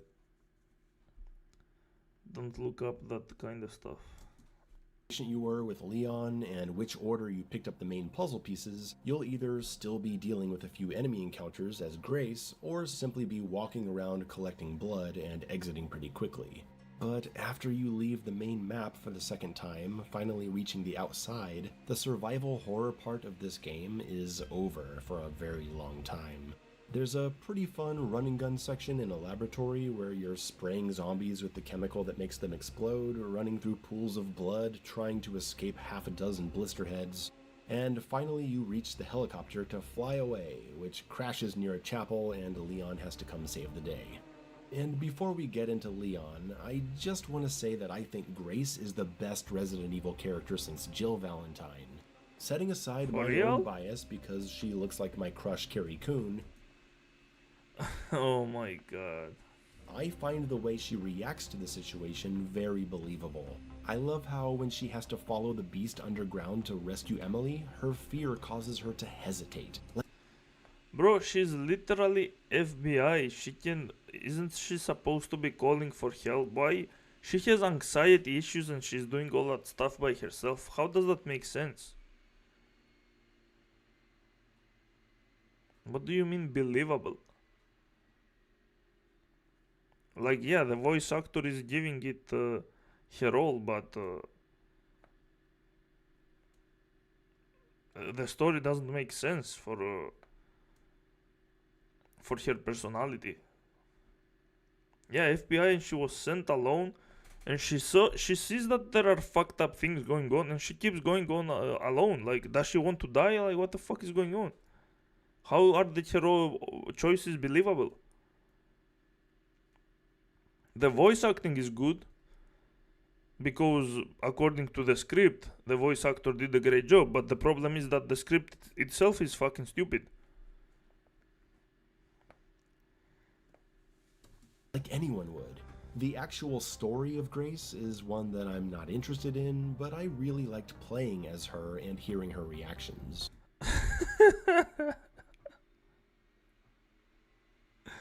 So you admit it's just the voice actor that is good and her story is fucking dog shit.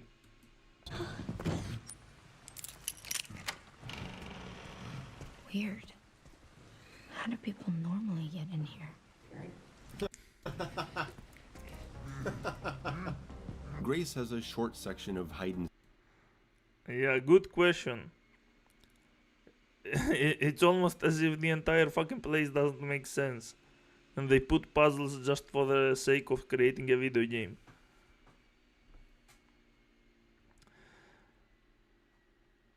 She has nothing special. What the hell? The whole twist about her is retarded. Small woman weighing 60 kilograms, soaking wet. Let's send her on the field. Characters lamp shading. seek with the main stalker enemy, and then some story stuff happens that I won't spoil. But it's here that we meet what I guess is the real villain of the story.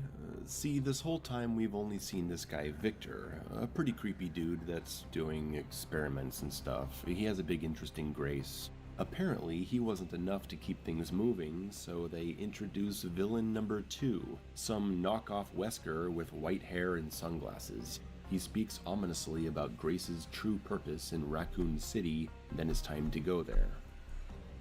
So let's get to Leon. This is also an action horror game, 2 in 1, as we take control of old man Leon Kennedy, looking about as good as I do, running around blasting I'm sure you look like that. If you ask a Resident Evil fan who Grace is, they'll tell you, who? Wait, what? That's not Wesker? and blowing up everything. It's odd. At first I thought, okay, Leon's sections are just going to be fun little diversions between... What the fuck are these moves, dude? You are not fucking Ninja Gaiden. Relax. in the big survival sections. A pace breaker, a nice little pace breaker. I didn't mind it, it was fun enough. I'm a fan of RE4, both the original and remake. Sure, let's have some shooty, kicky fun in between. Then we arrive at the destroyed Raccoon City, which is seriously impressive. The RE3 remake's greatest failure was not allowing us to actually see Raccoon City the way the original did. And, well, better late than never, I guess. Everything's destroyed, but I really liked being able to just walk around and look at everything. We finally get to explode the Stagla gas station from the original RE3.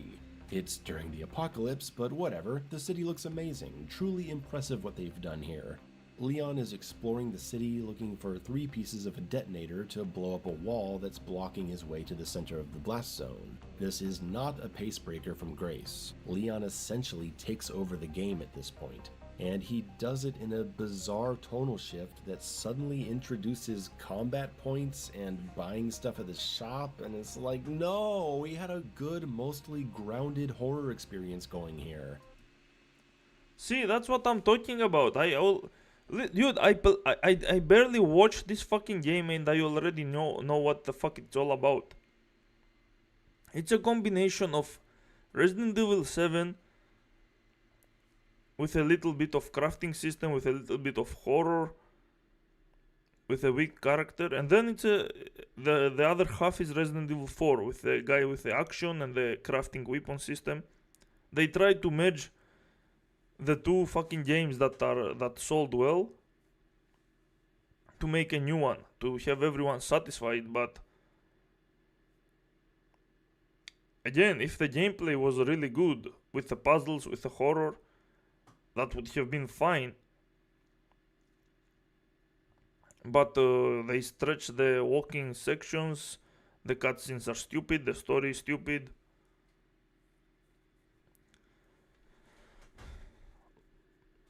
There is nothing extraordinary going on with the action gameplay or the horror.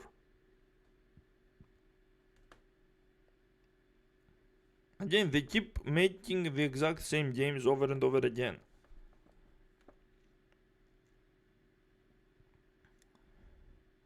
Because it's the only formula they know. Everything else fails. I don't want this now.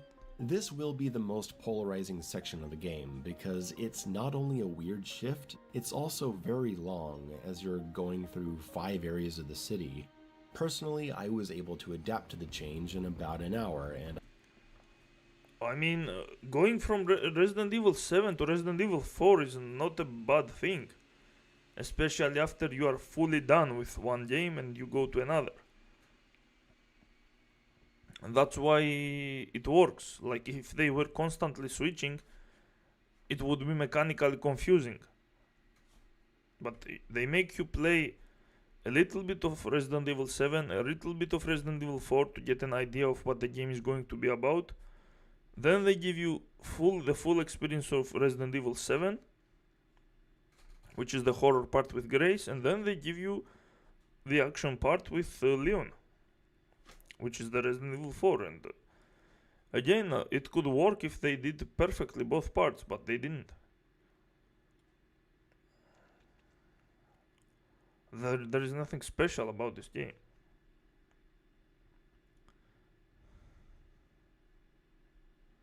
It will end up as GOTY for the normies. I mean, sure. The normies don't give a flying fuck what they play, honestly, dude. They buy some shitty game, they barely touch it, and then they just keep talking about it constantly. For no fucking reason. Like, they start talking about a game that is overhyped without knowing shit about it, just because it has been fucking advertised a lot. That's why ads exist, because they worked perfectly on normies. That's why propaganda exists. Because it always works on these fucking morons. They get overhyped, then they buy the product, they barely play it, and they keep talking about the very product that they don't even play.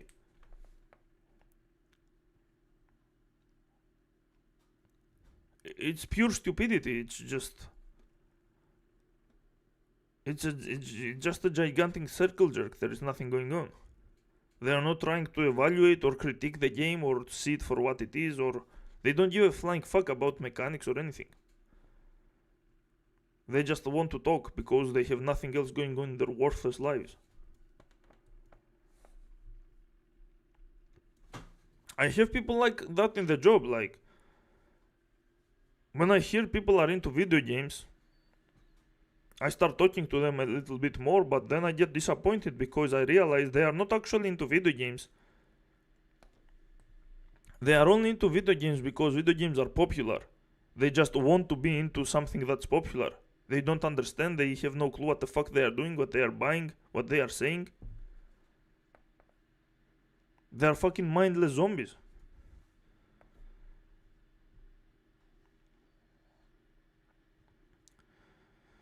They didn't do two separate campaigns because they know people will only play Leon and watch Gray's campaign on YouTube. Yeah, probably. I mean, if Gray's campaign was good, then I don't see why horror fans would not like to play it, if it's more horror focused. But it's not, it's stupid. There is not even a Leon A, Gray's B thing going on, so it's just a weird pace. Head co-workers hyped for Assassin's Creed Shadows. Yeah, these motherfuckers will hype anything. It doesn't matter as long as there is a huge marketing campaign to hype something. Normies will always buy it. Like they don't understand. They see big numbers and they immediately want to join in. They don't give a flying fuck about quality. That's why quality doesn't mean shit. That's why Expedition 33, even though it's not a bad game, it was hyped to fucking infinity because there was a gigantic marketing campaign. It's not about its quality. The quality has gigantic problems.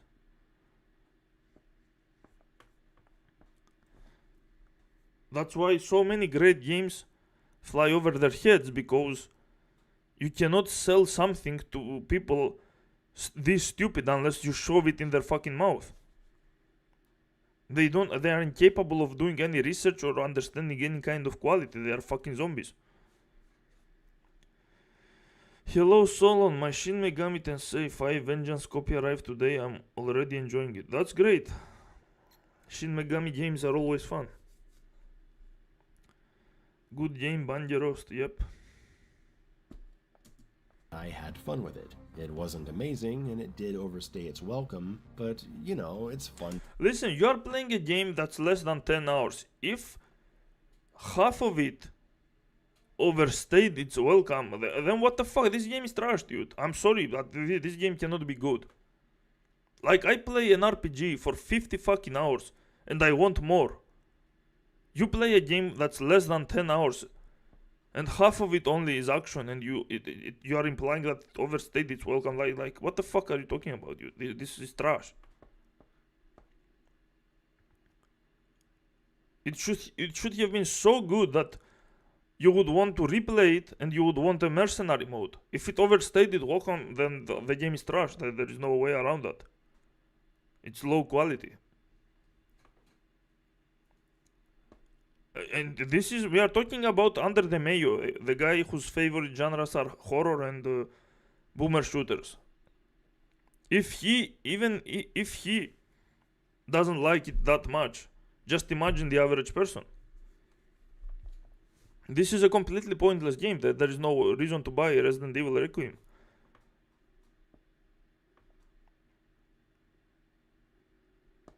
Completely pointless. There is nothing going on. To shoot zombies, and Resident Evil has been a tonal mess of a series for decades, so it's fine, I guess. The gore really helps sell it. Requiem is far more gory than the series has ever been. Leon's getting sawed in half by chainsaw guys, Grace is getting eaten by giant monstrosities and sawed in half herself. I don't know how I'm getting this zombie to eat a shotgun, but it's awesome. It's a... What? Resident Evil 8 suffered from marketing too, since Dimitrescu is in the game for like 2 hours, and after her section the game really opens up.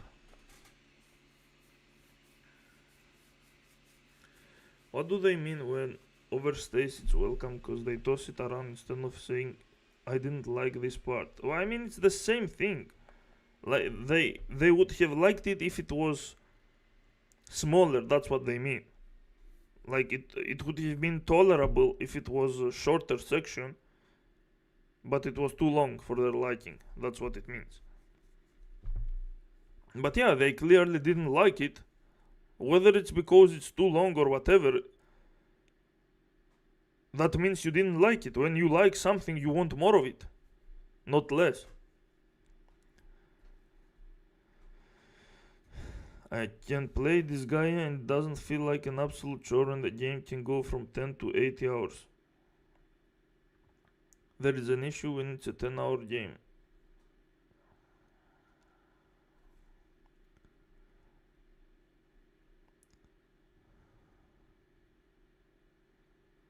He started coping, looking for the silver lining that doesn't exist. Yep, hate that shit with reviewers. Disgusting game that doesn't shy away from the horror of this situation, and I love it. Ever since I was a kid, my favorite thing was shooting out the torsos of the RE2 zombies and seeing their organs fall out. So this is just what I wanted. Leon in the city may not make everyone happy. If gore is good enough for you to forgive the problems of a game, then your standards are shit, dude. I'm sorry. But for those who straight up disliked it and saw it as just a watered down RE4 remake, I ask you to play it again on insane mode, if you can get that far. Because what the fuck would be the point? It's the same mechanics. You literally just said the enemies are just running slightly faster. Like, who gives a shit?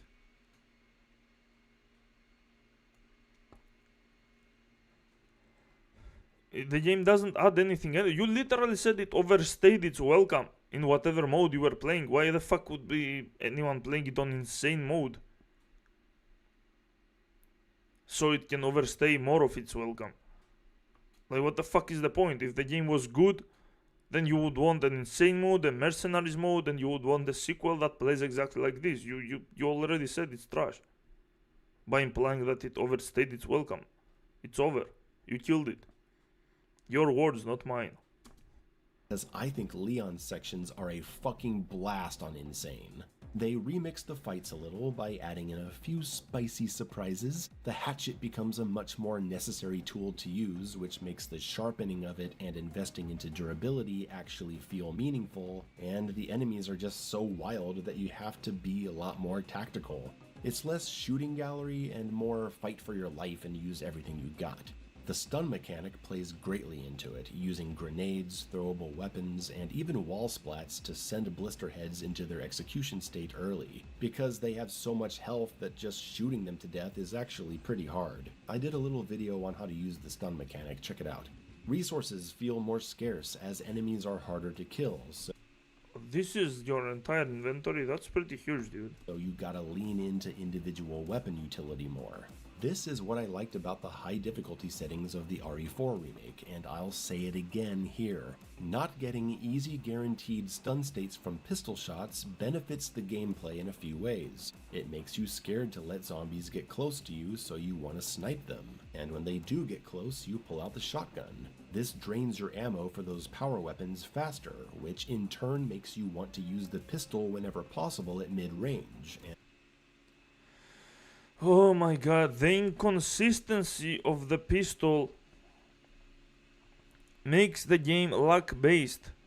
That's not a good thing. Sometimes you'll get lucky and you will get free wins, and sometimes you will get unlucky and you will have to use ammo from better weapons, which means the game is screwing you over with bad luck. If there was a balanced consistency, then the pistol would be reliable and the playthrough would be also reliable, instead of being a fucking chaotic random mess.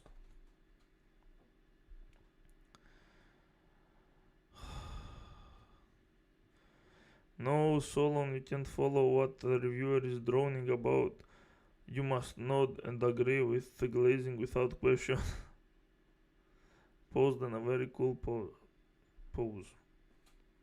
And as killing shots on low health enemies. And then there's more value to grenades for damaging or stopping crowds and putting high danger enemies into the elusive stun state that you're just not getting from the pistol. Again, if the pistol has a very consistent way of stunning the enemies, then it's skill based, like 3 shots to the head or 5 shots to the fucking body or 4 shots to the legs or something. Making it random is fucking stupid. It's one of the problems with RE4 remake. The original RE4 doesn't have random fucking random staggers and random aim. It pushes you to use your entire arsenal. Isn't that the fun zone we want? You are going to use your entire arsenal. No, motherfucker, that's not the fun zone we want. Fun should be a consistent thing, not completely random based. If you want to use your heavy weapons, you can use them anyway. The game forcing you should be based on skill demand, on difficulty demand, not on random bullshit of your pistol not working. That's not fun. That's frustrating. You are shooting with pistols and you are expecting the fucking... you are playing a fucking casino. It works brilliantly on Insane Mode, and I hope everyone who can handle it at least gives it a chance. Maybe you won't love it the way I do, but you might appreciate it. I don't think it's a weaker version of RE4, I think it just has its own kind of depth, and it's far more violent, which is awesome. The city sections definitely flow better on replay when you know where you're going. The role of the pistol in RE4 was to stun, and current devs got rid of it. Yeah, which is stupid. Like, if you shoot the head of the enemy, you should get a stun. Whether they want to make it 1 shot or 3 shots, it should still be fully consistent. Obviously, different enemies that are stronger or weaker should have different variations of shots required. But there should be a consistent way for the player to know how to use their tools. Not just shoot and expect things to randomly happen. That's not deep gameplay, that's fucking luck-based nonsense.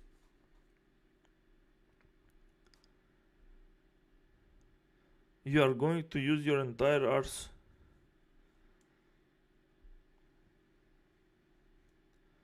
Super Hot Wars like zero gore and has better shooting. Yeah, sometimes. Beware of the spider boss though. On Insane, you are not getting past her if you don't have like 7 Requiem bullets, so make sure you're stockpiling them through the previous missions. So, this has all been good, but after these missions in the city, the game goes downhill fast. Things get extra ridiculous as we're basically dropped into Resident Evil 6, chasing the villain on a motorcycle, driving up the side of a building Oh, that's retarded. That's super fly fucking into stupid. the air in slow motion, shooting dogs with an infinite amount of bullets, playing chicken. It's just dumb. If you Why the fuck did they put Resident Evil 6 in the game that's already a combination of 4 and 7? What the fuck are they drinking, dude?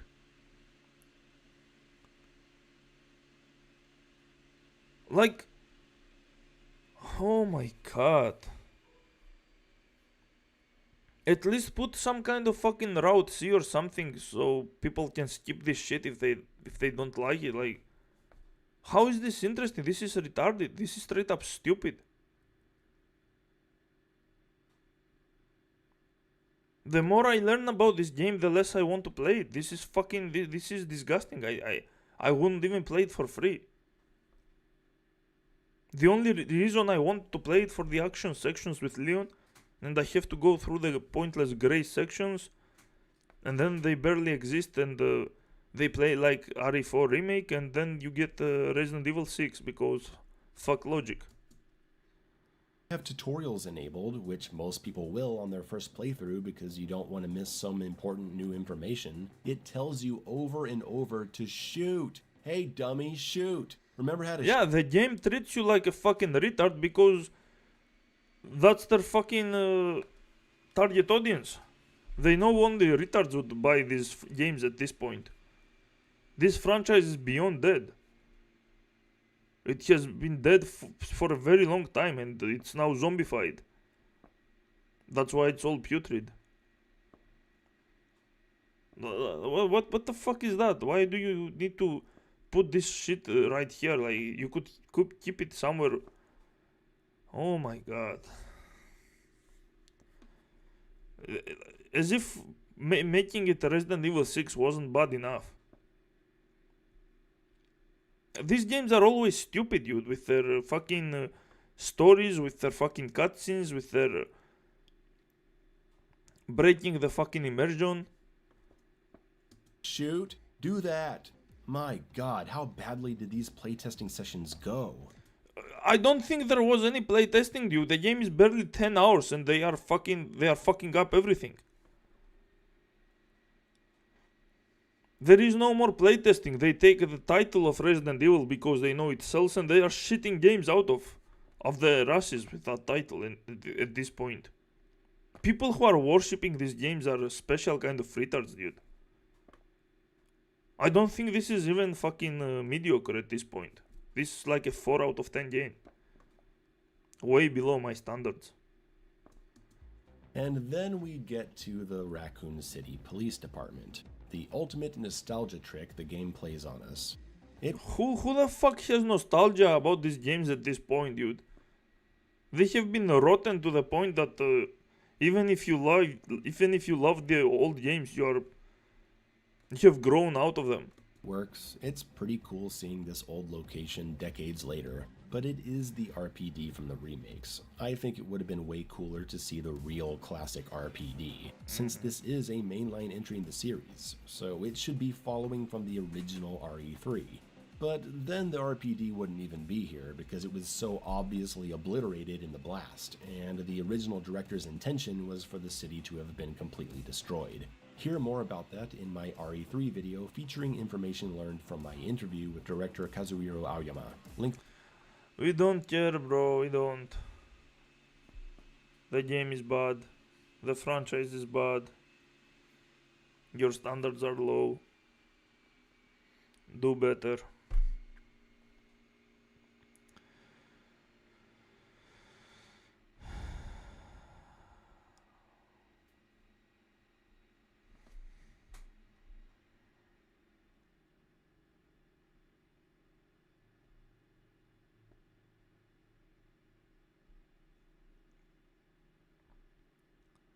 It's an IQ test.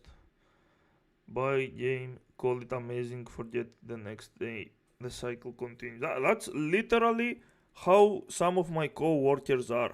They don't give a flying fuck. They are literally spending 70 euros to buy a game.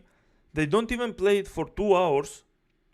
They constantly talk about it until the next overhyped game comes out. And the funny part is that you can actually refund the game if you have played for less than 2 hours, but they don't even care to do that. They probably don't even know they can do that. They just spend money for fucking nothing just to talk about something that they didn't even play.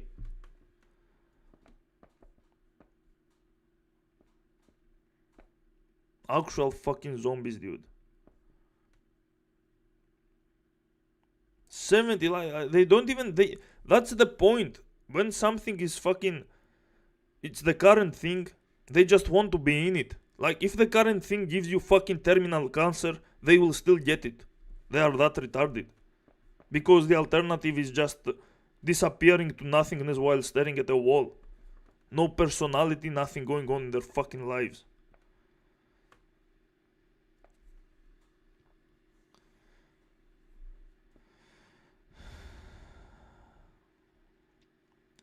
But at least Dark Souls doesn't tell you anything at all.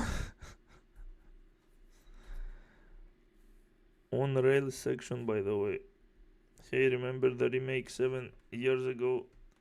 Then retards have the gall to say remakes don't replace the OG in the consciousness. Mass consciousness. Actually had a friend who's an active fan of Resident Evil and says Requiem, Redcon and story was garbo.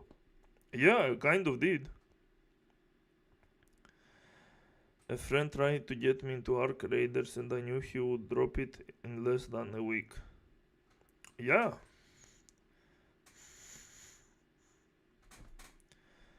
Don't ask questions, buy product, forget about them, buy next product. That's literally what they are doing. Like that, you don't even need to tell them to do that. They are literally doing it by themselves. They were doing it before fucking anyone told them to do that. Because they have literally nothing else going on in their lives. They just need something to talk about because they are actual hollow. They are fucking hollows that are walking around like in Dark Souls. They don't even have souls to harvest.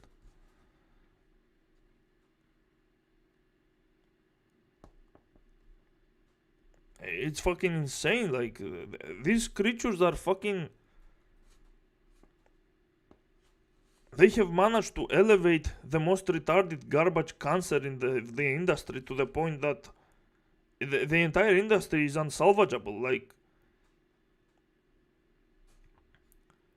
as long as the mega corporations are capable of promoting something, the trash that they promote will always stay on top, no matter what.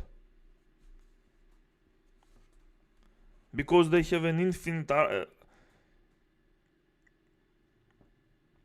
seemingly infinite amount of consumers, an entire army that will always be sucking them off and try to shut down criticism because their entire personality revolves around talking about the current thing and worshipping it.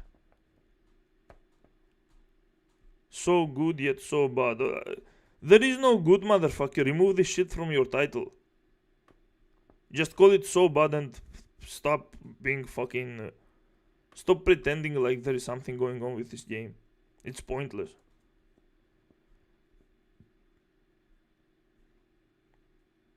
$70 to buy a game that's less than 10 hours and you barely get to play anything cool about it. Like, come on.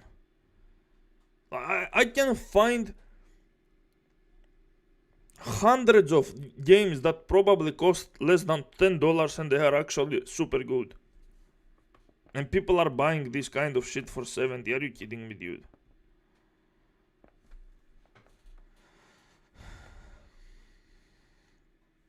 Hello, Imagination M2J. Subhuman, barely human, bugman, or sapient beast. These people are who the industry appeals to. Yeah, exactly. The industry will never change.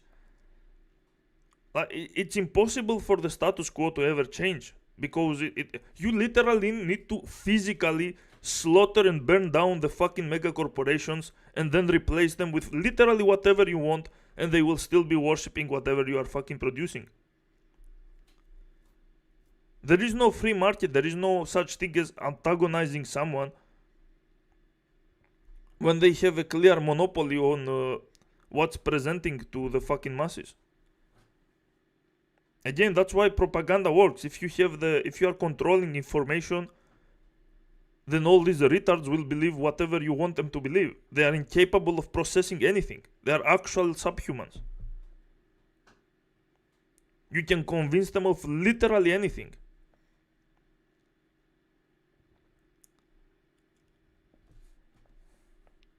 And they don't even care. They will pay you for it. You can tell them the most absurd lies. As long as you make them sound fucking fascinating, they don't give a shit. They are just insane.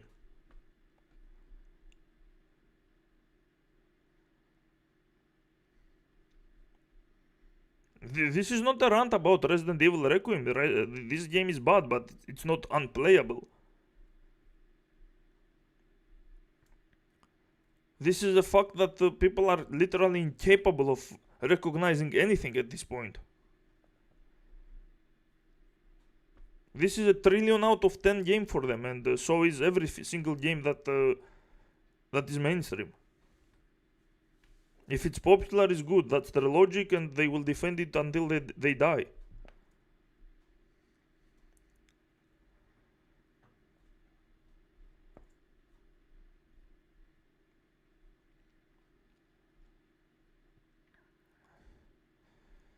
People were defending fucking Starfield, fucking Cyberpunk 2077 when it came out. Like these games cannot be defended by anyone that has an ounce of standards. They are 0 out of 10 games that are literally unplayable, dude. When you play Cyberpunk 2077 and you see the game crashing all the time with hundreds of bugs happening, the first thing you want to do is request a refund regardless of how much you have played, because the game is incomplete. The first thing they should have done was sue the fucking company and the publishers, because a game should be finished for it to be published, for it to be released. They don't give a fuck.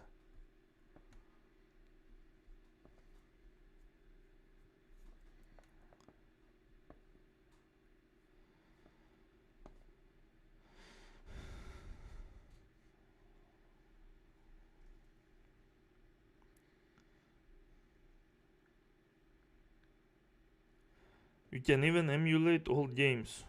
Don't tell Nintendo you are emulating Switch games though. People can play whole console libraries on their phone. I have normie fatigue. Solon, you are one of the most toxic person. You know right to tell people what to do. You say people waste their time, yet you do stream. What the fuck are you talking about? What does toxicity have to do with critical thinking and evaluating products and critiques? And I'm not criticizing them because they are toxic. No one gives a fuck about toxicity.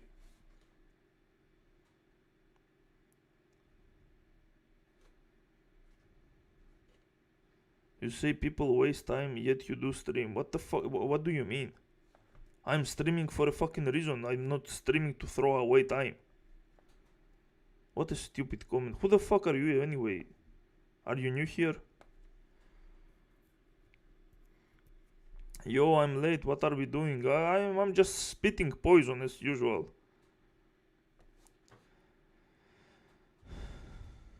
On people who has different opinions on you. What? What the fuck are you talking about, dude?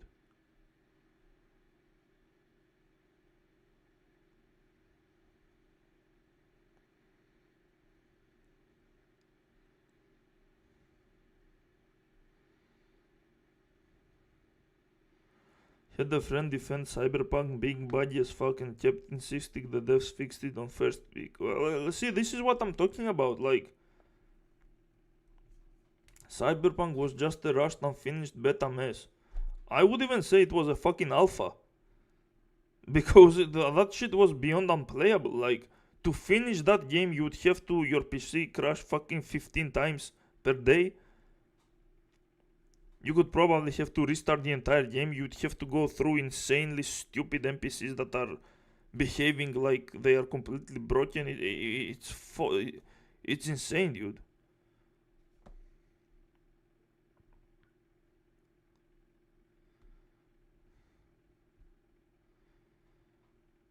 Woman argument, don't bother. What? What did I miss? I was eating pizza. Hope you enjoyed your goy slop, Adrian. Cyberpunk bricked consoles. Yeah.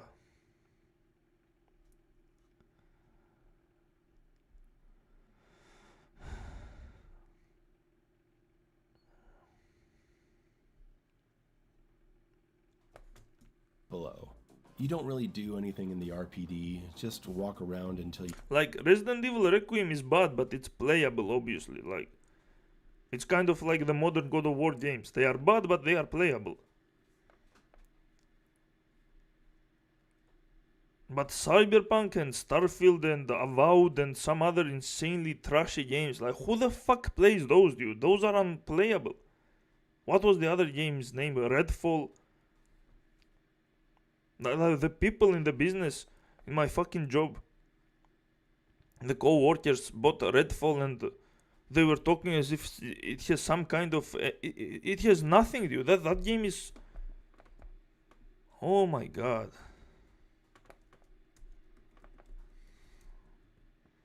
Yeah, this shit. Look at how popular it was.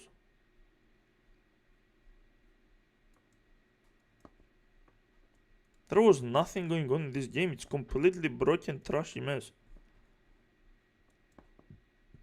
Like, how do you... You don't even need to convince these morons about any game being good. It just needs to look like a game and it's over. It's a 10 out of 10 for them.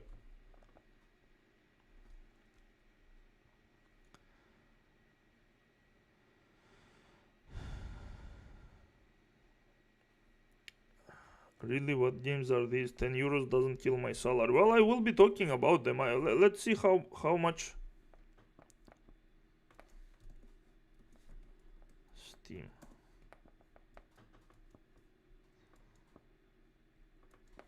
The last spell.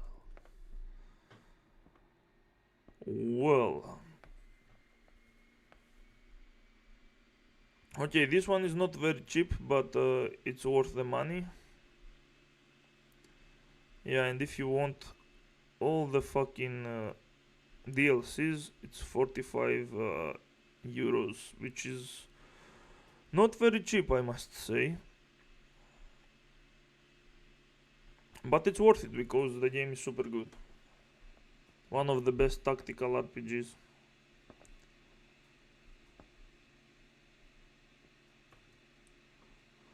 Yeah, good stuff.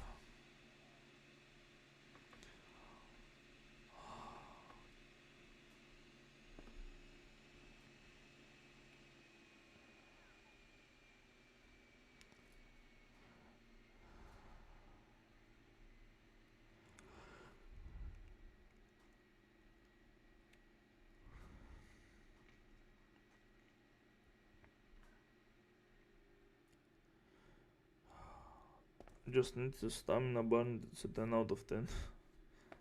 And this should stop with the animated trailers. I mean... Yeah, generally. I don't understand how it's so hard to present your game as good. The game almost never resembles what the animation sells.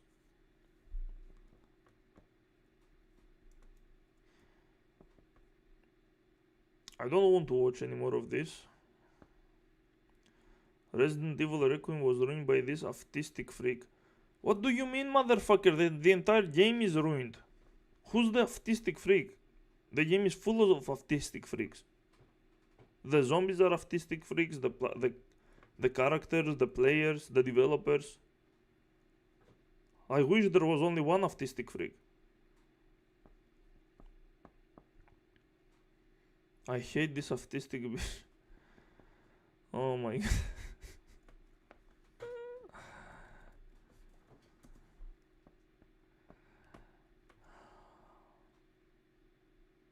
Pokemon is back on top. Every website is giving this game 10 out of 10s. Half these websites are probably... Okay, we get it. Do we have a playlist?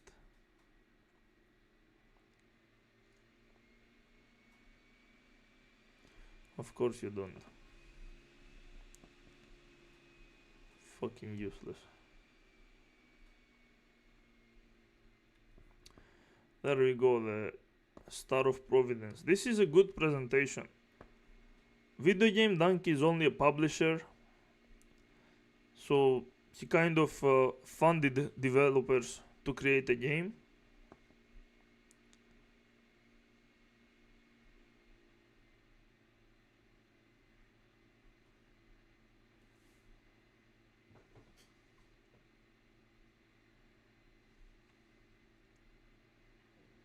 Animal Well is also good. Let's check that one out as well. Like, this is good presentation of an indie game.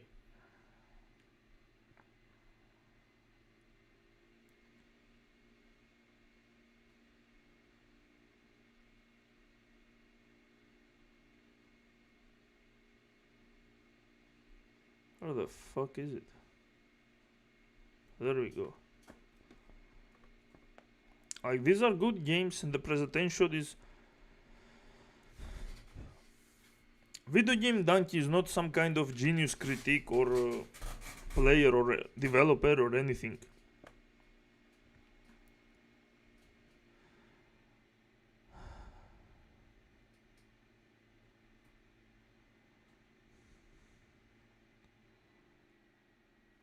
Synth proven right once again. No, he's not proven right, because if he was right, he would say the entire everything around the game is artistic, inside and outside. The artistic freak they are referring to is synthetic man criticizing the game. Oh no, criticism my only weakness. He's the good kind of artist.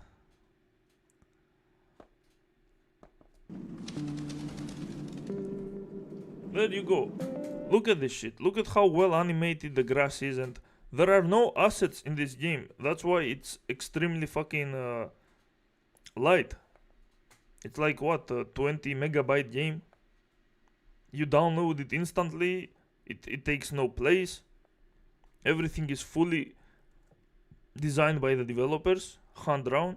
Well, not hand drawn, but you know, manually designed.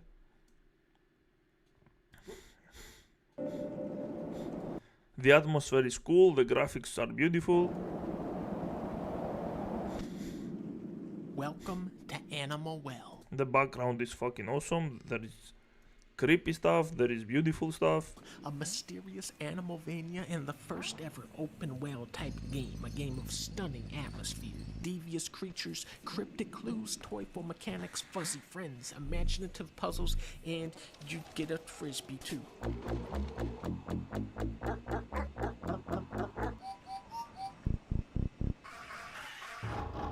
This is Big Mode's first ever video game we've published, and we could not be prouder. It is so different from Yeah, his brand is Big Mode. everything out there right now, and I think it's an experience that's going to stay with you. I say turn this video off right now and go play Animal Well, because it's a game that really is meant to be played. It has been a long journey for Big Mode and an Okay, you cannot say that within a single minute in the video. You need to make actual presentation, you fucking donkey.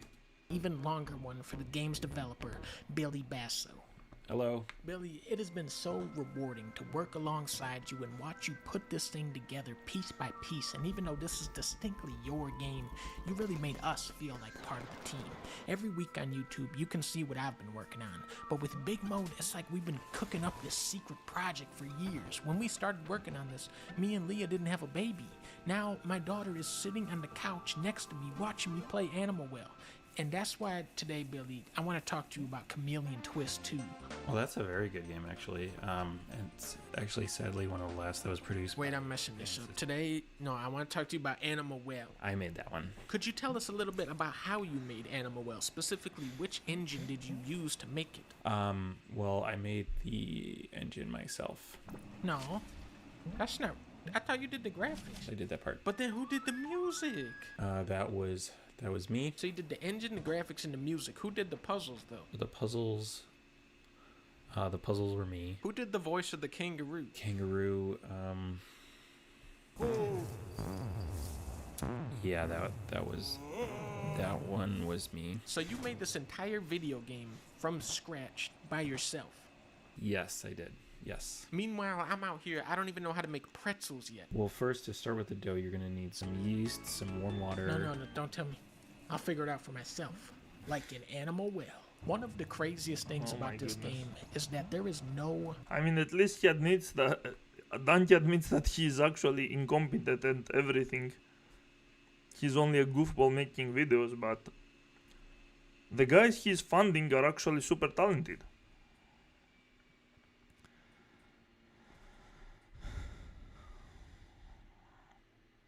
Only thing I know about Animal Well is that it is impressive on a technical standpoint, and that the puzzles are just some bullshit that must be done on the internet.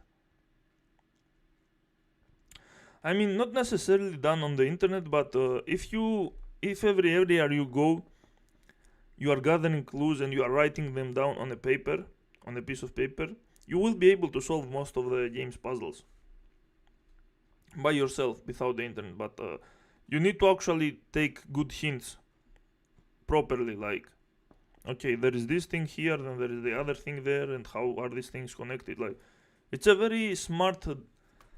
It has a lot of smart depth if you are going to reach the lowest levels to go for the true ending. Synth is a cuck freak. Still hurting on the VTuber situation. I hate Donkey's voice. I don't know how to describe it. I mean, he sounds like a man-child, but that's because he is. He is a 30-year-old man that sounds like a fucking 12-year-old.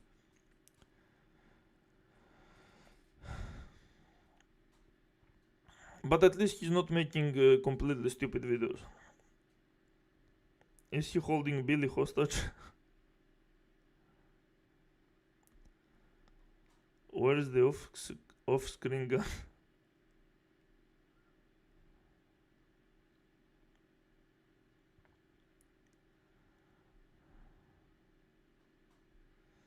A fake of Animal Well is that Dante keeps pushing it cause he made it. Yeah, and he's not pushing it well. He just tries to in a very childish way to convince people to buy it because he has monetary gain. He's the publisher. Every time someone buys it, he makes money as well. But it's a good game, and the presentation could be better. But at least he actually plays it. He actually shows some of the mechanics of the game. Like, for someone that is clueless as Donkey, he is still capable of making a way better presentation than most indie developers.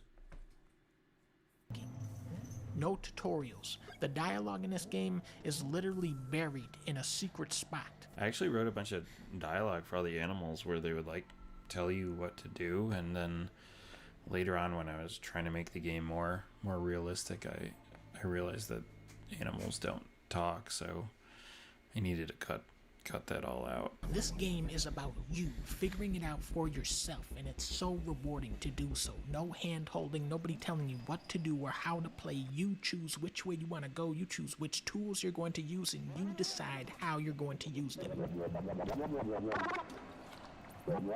On top of being an open world type game, Animal Well is also a puzzle game, which almost spooked me off. I can count on one hand the puzzle games that I can actually beat, so if I can do it, you can definitely do it. Animal Well. I mean, he just admits he's stupid. He can barely play puzzle games.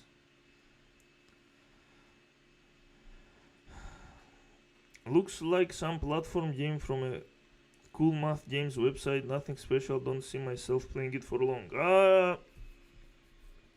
The special thing about it, the one special thing is that it's a very deep game in a sense that it's open world, like every area is connected, and if you try to go the deepest possible, you will need to figure out some insanely smart and hard puzzles.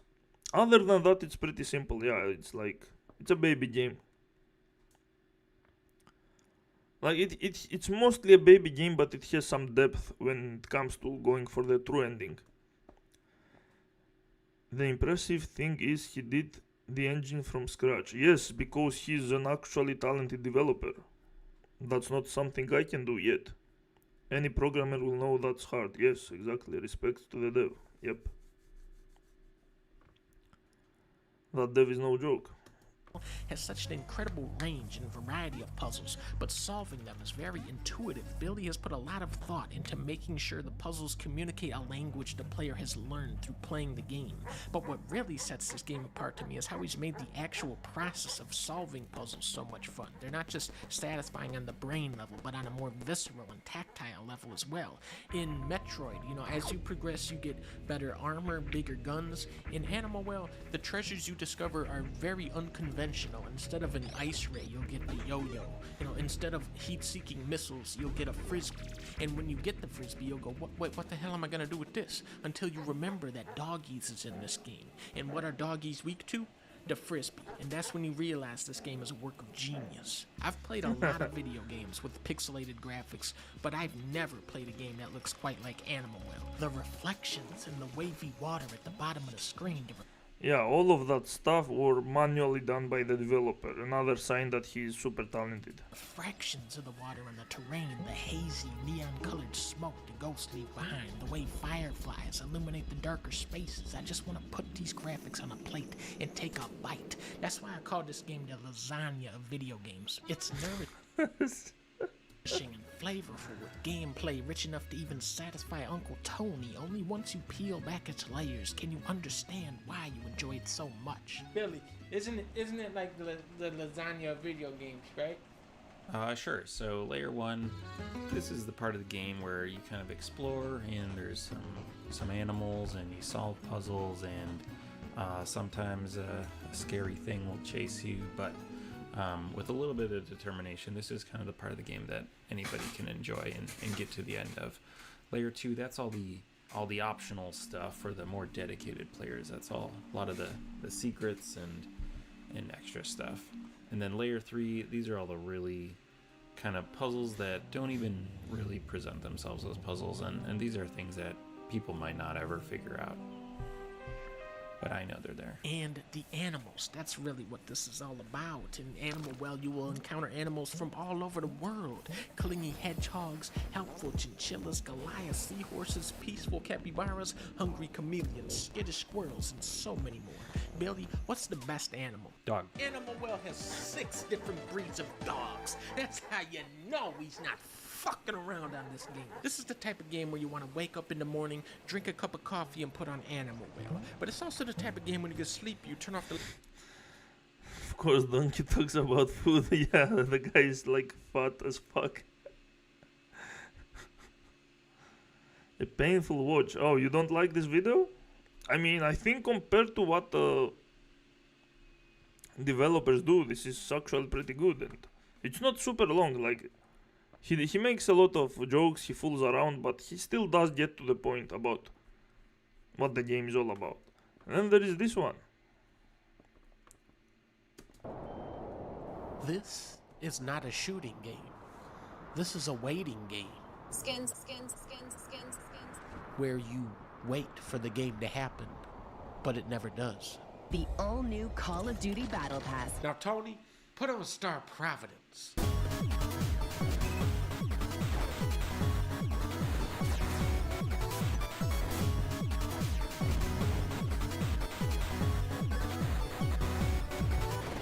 When you see that frog, you buy the game, dog. This is the second game we're publishing, and it is big. Today it's coming to Switch with a ton of new content, which is now on the Steam version for free if you already own that one. For those of you new to the game, though, Star Providence is a shooting game where the actual gameplay is as fun as the trailers for Battlefield. It's chaotic, it's energetic, it's exciting. It's like you're a one-man SWAT team kicking down a series of 300 doors. Every time you enter a room, you have to instantly size up the enemies and adapt. Boom, now we're fighting skull heads. Boom, we're fighting an eyeball. Boom, we're fighting a wizard. Boom, we're fighting 100 spaceships. Yeah, so it's like a shoot 'em up, but instead of the screen scrolling, you are in a square and you are fighting enemies, and then you move on to different squares. It's like a roguelite. You choose your destinations, your equipment, and other stuff. And then there are also boss fights that you fight in bigger rooms. You will see.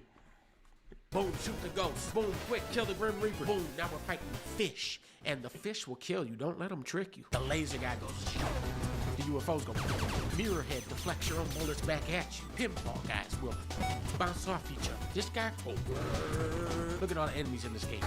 They got this guy, they got this guy, they got this guy, they got this guy, they got this guy, they got this guy, they got this guy. It keeps going. It keeps going.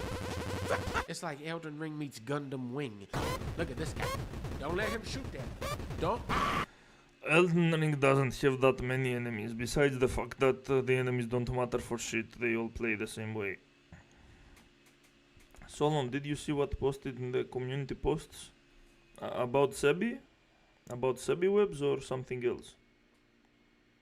I think I saw something about what Dark Souls fan expect you to be like when you play their game versus what you actually feel like.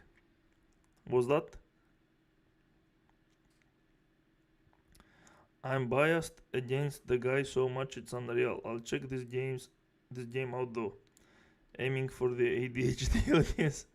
He can control his soul's addiction. Something else. No, another thing. Go watch. The same guys that watch Maxor. Wait, who are you biased against? Dante? I mean, he's just a goofball. There is nothing else to him. Like, I think his worst video is probably his Octopath Traveler video. Whoa.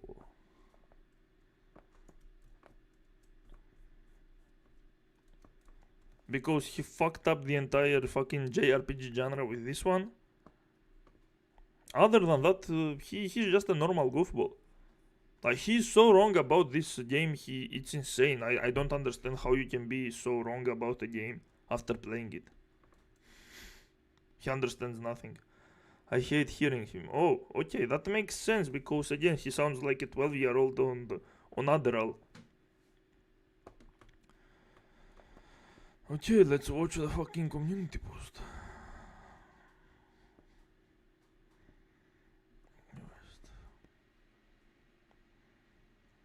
Tell me you haven't even watched the video without telling me you haven't even watched the video.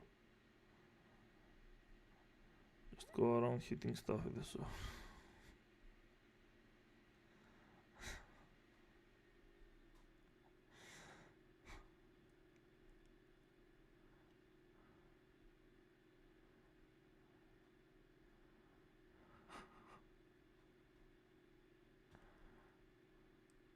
Wait, where is this?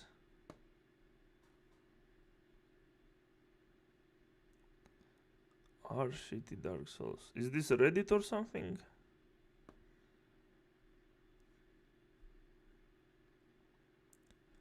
You guys are promoting me in other websites? That's cool. I like that you are sharing my videos. It's on Reddit. Okay, I see. Nice.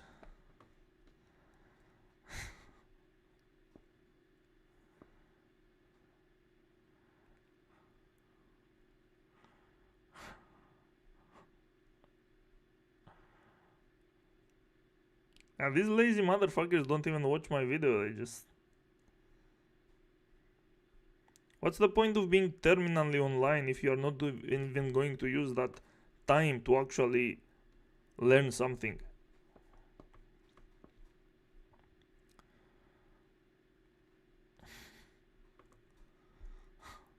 Anyway, let's continue. You can play video games inside the video game. Gamble your money for prices like the truth. Gamble your money for prices like the trumpet. Watch this. Boom. If you pause the game here, it says. But if you pause here, it says. I didn't share it. The guy just thought you hate Dark Souls because you are bad, and one of the comments said Greek guy name, just ignored him. What?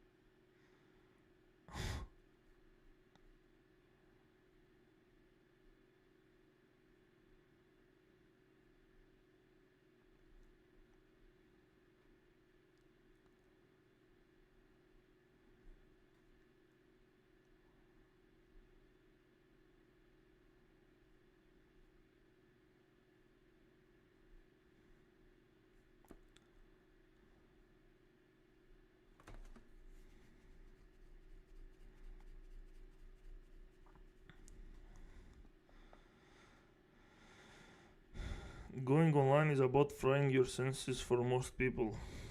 Well, then it's pretty much considered like another drug. These motherfuckers are all intoxicated.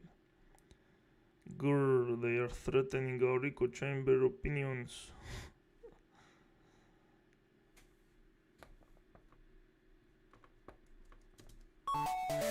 But if you pause here, there they go. What makes this game so intense is that all of the action in this game is constricted to this one tiny space. Starved Providence is like fighting 300 skeletons in an elevator, and who do you think is gonna win? Of course it's gonna be me, because I played this game too much, because it's too fun. That's the problem with Starved Providence, too good of a game. Having these wild shootouts in such tight spaces with psychotic enemies that chase you around the screen like you're an ice cream truck will make you feel alive in a way that this kind of game never will. You can shoot enemies. Oh yeah, again, the game is definitely good, but the way he describes it is just self-promotion. He's the publisher, of course he's going to praise it like that because there is monetary gain. To portals, like Portal 2, water will extinguish fire and slow down bullets and enemies within it, but there might be fish in water. Remember what I said about fish? Sometimes you can shoot icicles onto people's heads like it was the night before Christmas and not a creature was stirring because you killed them all with icicles, you damn sicko. We're getting a lot of sword-type games this year, but I'm pretty sure this is the only game this year where you are a spaceship with a sword.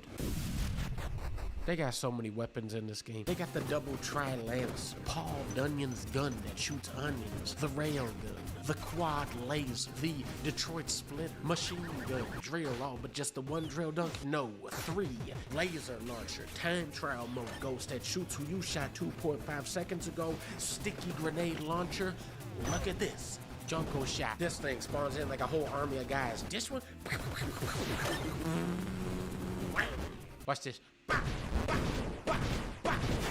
There's a gun where the bullets shoot back into the gun, and don't ever ask me to explain that. And then there's all the different unlockable ships you can play as, like Scully, who is super customizable and unique. If you told me this was developed by a Japanese studio with 35 employees, I would believe you.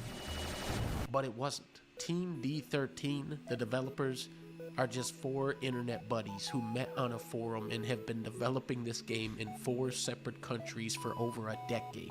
You want to talk hidden? Holy shit, dude. This game took 4 people an entire decade to be developed. That's fucked up.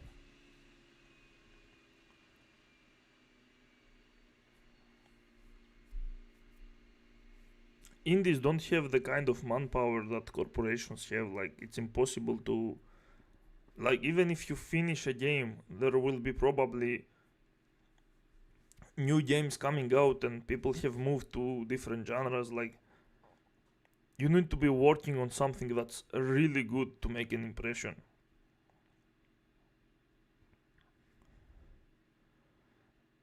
And again, this is published by Video Game Donkey, arguably the biggest video game YouTuber. And it still didn't sell like super well. It's still like his audience is kind of stupid, let's be honest. They are not going to play a game that is hard or looks like that. They are impressed by graphics. But to make a game that's actually good, take that much time, have actual talent, be promoted by one of the biggest YouTubers and still not be able to kind of make it, it's a lottery. Yeah, that's fucked up.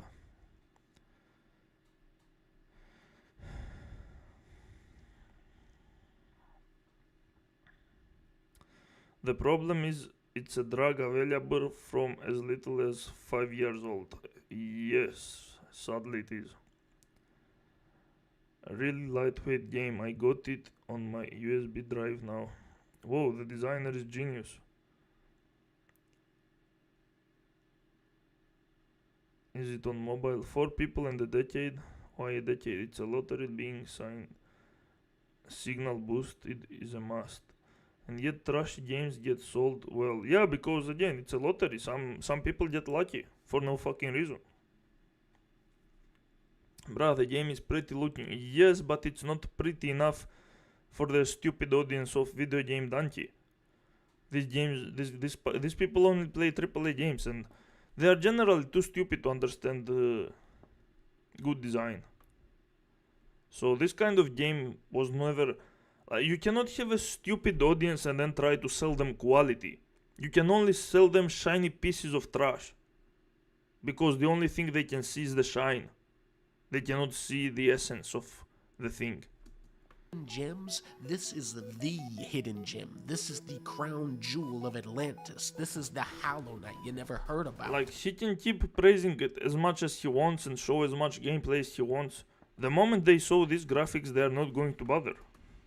Because the play area is so small, the pacing is just phenomenal. There is no dead air in this game. It's just boom, boom, boom, boom, boom, boom, boom, boom, boom. You want to teleport to the other side of the map, boom, done. It's such a replayable and addictive game with so much depth and variety. They jam so much game into every minute of gameplay. A lot of people ignore shoot 'em ups because they're so visually daunting. Your eyes tell you that it can't be done, but once you start gliding through those bullets, your brain is like, dude, I am awesome for this. They're also infamous for their insane boss fights, and oh my goodness, does this game deliver on that. Team D13 isn't even though. And generally, I don't think why someone would try to antagonize the shoot 'em up genre, because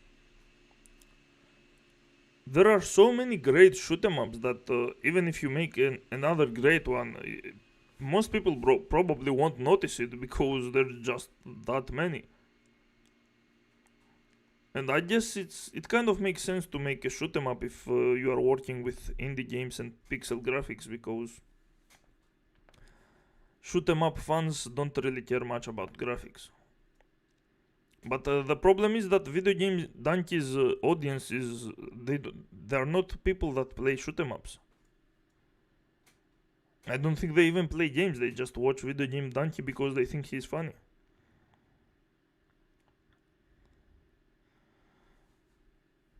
Shmups are about getting a flow. I might try this Star of Providence game. Yeah, it's probably pretty good, but I don't think it's like a masterpiece or... I like it. It's just a generally good game that probably not even needed in the genre, since there are so many good shoot 'em ups. But again, one more doesn't hurt anyone. It just took 10 fucking years to make a game, dude. That's insane. Imagine throwing 10 years of your life to make just another shoot 'em up that most people won't even notice. I agree, they're just deprived themselves.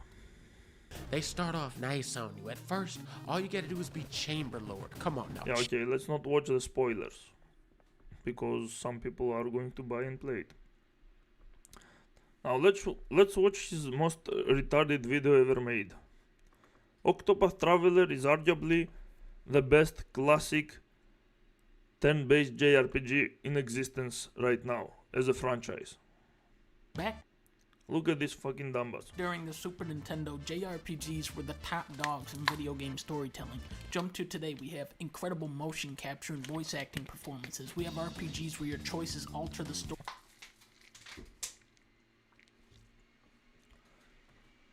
Right off the bat, he shows Uncharted, a game that's more like a movie and glorified cutscenes instead of gameplay.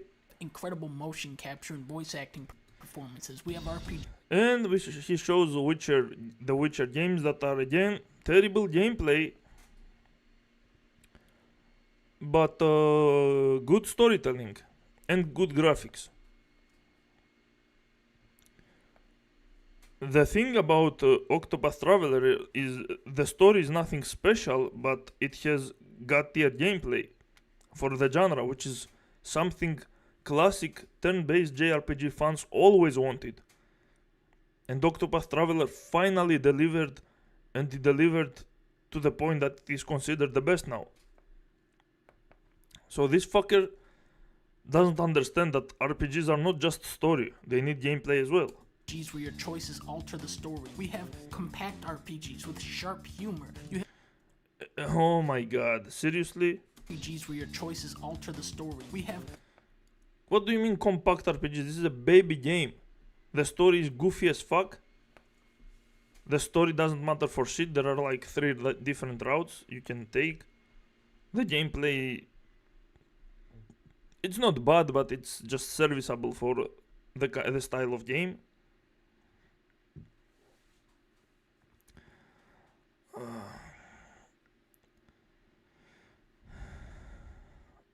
Didn't they take 9 to 10 years to make DMC5? Probably, but DMC5 is an insanely high quality, high budget game. I'll get angry, I guess, with this vid. I mean, I don't know, it's his usual self. It's just, he's just being stupid because he says 100 things wrong. So, like any RPG, that dumbass donkey, yeah. He said in a video, I have no patience for RPGs. Okay, that's understandable. Like, RPGs are 50+ hour games. If your time is short, I have patience for RPGs. I don't have time for RPGs. There is a difference. If he doesn't have patience, that's fine. Good for him, I guess. He can play whatever he wants. But the problem is when you are actually reviewing an RPG, you need to do the review properly. You can't just talk out of your ass when you are one of the biggest gaming channels, if not the biggest. Fuck Undertale. Undertale is fucking trash. Sloppertail. Holy shit, the hate for Undertale is insane. Undertale is trash, horrible, and yeah, what the fuck? Guys, it's not that bad of a game. What the fuck is wrong with you? It's not that bad for what it is. Like, it's nothing special. It's a stupid game. It's a baby mode story. Well, there is some fun interactions with characters, and that's pretty much it, honestly. That's the that's the entire appeal of the game, that there are fun interactions with the characters. But the fandom is fucking cancerous, because I tried to criticize it in a very positive way, and they still treat me like I'm... They treat me like I'm some kind of evil monster that needs to be destroyed. Like, these motherfuckers are stupid. Part of Undertale's gameplay is literally stolen from a Resident Evil Game Boy Color game. Nah, it's shit. Time is better used elsewhere. I mean, probably. I'm willing to give a try for Deltarune as well at some point. I will probably live stream it. And I will be criticizing it properly, and I hope they... The fandom is like almost like Soul Stars. They are insane. Like, it's like impossible to criticize the game. Like, dude, relax. It's just an indie game that was never meant to be perfect in the first place. The only Resident Evil game that isn't canon. Overrated. Yeah, it is super overrated. It's one of the highest rated games, but yeah, I guess that's why the fandom is fucking insane. That when a game has such a huge fandom, it's going to attract lots of fucking dipshits. Have no time for RPGs, but dying to the same boss every time while rolling like a retard. Yeah, it's hilarious. He said he played Elden Ring like 3 times or something. He has no time for RPGs because they require a brain. But he has time to play a dodge roll simulator because that's... You can play that while you are fucking... Your wife is bouncing on your dick. Because it requires nothing from you. The music was pretty good too. Yeah, the music is good. No, the music was mid as fuck. Yeah, this game sucks. I don't know why people like this game. Like, they like Souls games. I literally spent hours debating people on that. I spent some people... I debated some people on the comments of this, under this kind of games, videos of Undertale. And they went apeshit on me. They treat you like you are some kind of evil entity. It's hilarious. It's like it's some kind of divine game to them that cannot never be touched by any form of criticism. It's so stupid. Oh my, they are probably fucking severely autistic 10-year-olds. Because there is literally nothing extraordinary about this game. It's heavily relied on trial and error too. Like, there are some bosses that are straight up cancer. Undertale Religion, yeah. This game is cheap shit. They use it to define their personality. Yeah, pretty much like Soulstars do.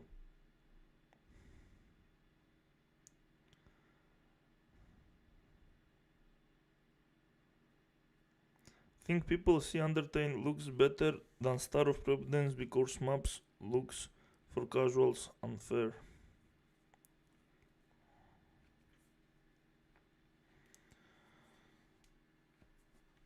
The gameplay is pretty boring though. Yeah, I mean, it's serviceable for what it is. You are just avoiding attacks to survive and shit, and then you can either damage or you can interact with the characters. It's not like horrible for an indie game. I don't like bashing indie games unless they are super overrated, because the developers already made a fuck ton of money, so I don't give a shit. They can go fuck themselves. They already made so much money out of a bare bones game. Undertale and From Software games are cults. Death cults. That's why I love you, man. You're the only YouTuber who is ready to call bullshit on such games, including games like Elden Ring. Hey there, game glitch guru. They see million bullets and think that it will be annoying.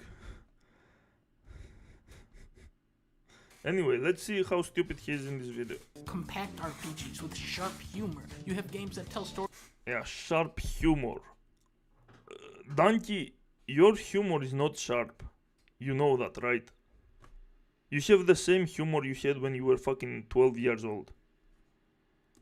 Without any reliance on dialogue whatsoever, and then all the way in the back, in last place, you have this. This is Xenoblade Chronicles. If you're gonna subject me to some cringe-worthy PS2 era anime writing, Another idiot that doesn't understand the Tidus love scene. Very nice. at least hit me with an interesting concept. Daffy Duck meets Wreck-It Ralph. Okay, I'll play that. How is that interesting concept? Kingdom Hearts is literally one of the worst and stupidest stories in all of gaming. Are you insane? That was interesting story to you? Pokemon meets Inception. Okay, that sounds pretty fun. So what makes Persona 5 is definitely great and considered the best turn-based RPG for a reason, but well, I'll play it. I will play it soon enough, so Path Traveler stand out? You can have 8 characters. yes, you can start with any of the 8 characters at any of the 8 points in the world map, and then go meet the rest of the characters in any order. Which means even as a game that starts, even if you watch 10 different streamers, you will see 10 different playthroughs. They will start with one character, they will probably meet another one, and so on. And it adds a lot of different playstyles too. It's an interesting game to play, it's an interesting game to watch, it's an interesting game to replay. It's an interesting game to rewatch. It has a lot of things going on.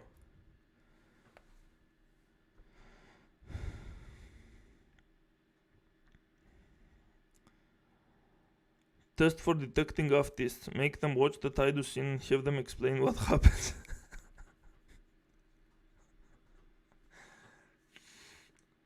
I mean, out of context, you cannot understand what happens, but within context, it makes fully sense. Like, if you play the game and you reach the Tidus scene, and you don't understand it, you are super artistic. Like, Sebi Webs literally understands nothing about that scene. He made so many comparisons that are completely nonsensical. They have nothing to do with the scene. Like he said, imagine having sex with your wife and then you are about to come and you go ha ha ha ha ha. Like, what the fuck does that have to do with anything? And then you say it's intentional. Like, the scene is intentional in the story because it makes sense. being about to reach an orgasm and going ha ha ha, that makes no sense with that, regardless of context. Like, what the fuck do you mean? He has no clue what the fuck he's talking about, and he kept going on and on and on, and no one is challenging him, because the only people drawn to a severely autistic retard are autists themselves.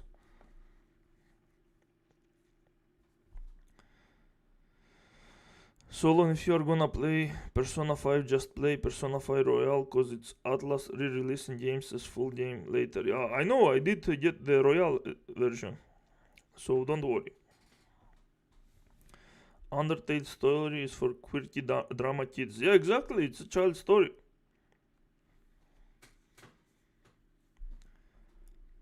Like, Sebi Webs was bitching for entire hour about the Blitzball game that he doesn't even need to win, and then he was bitching for fucking for an extra hour for the fucking scene that he doesn't understand.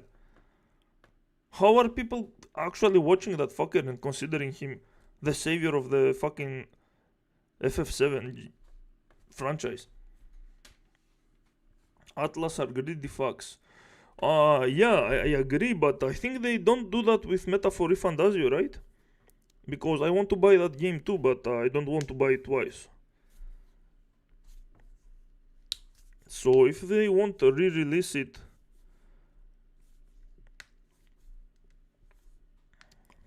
I think it's safe to buy the current version, right? Didn't play Shin Megami Tensei 5 on release because I knew the actual version would come up later. Yeah, true.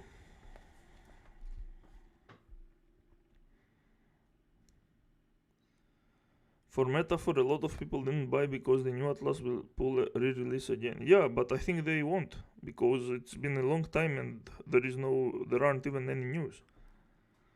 Just wait for some time for Metaphor. I will, probably, a little bit more. He wouldn't last a second at chess. He'd already lose most opponents and say something like, this game is so outdated, why didn't I win?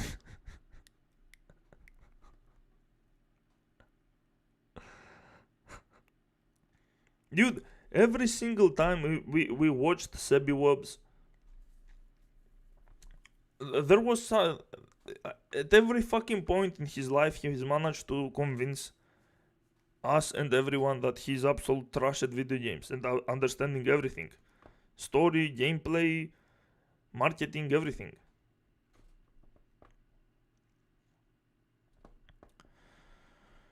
Anyway, let's see video game Dante fucking fumbling.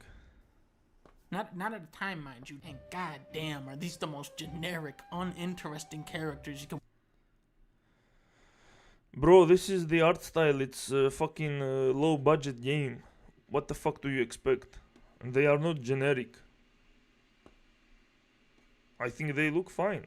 This is the dancer. This is the fucking the knight. This is the thief. This is the priest. This is the doctor. This is the mage. This is the hunter. And this is the merchant. Whip up. The guy I picked was a Kingsguard who was betrayed by one of his fellow knights, so he has to go into hiding. I am no knight. Just a man with a sword. But then something happens and he has to reveal that he actually is a knight, which we already knew, and then he decides to confront the guy who betrayed him. It's not even a revenge story. He's just gonna find the guy and maybe do something. Not a strong...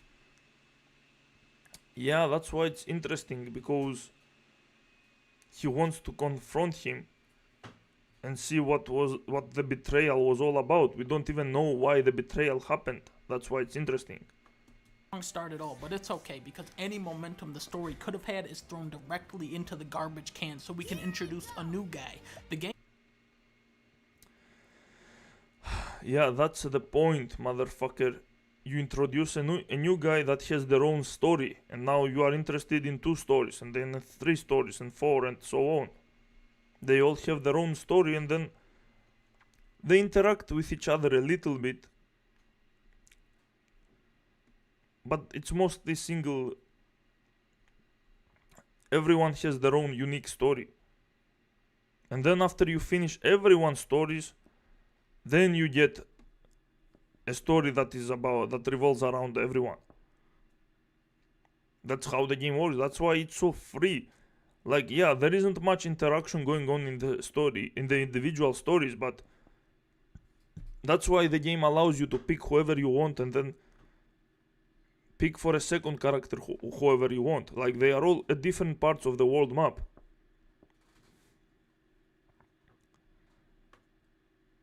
That's why the gameplay is the thing that gives you so much freedom. That's why it's fun. If it was a linear story, you would always see the same story with your playthrough, when you watch someone else's playthrough.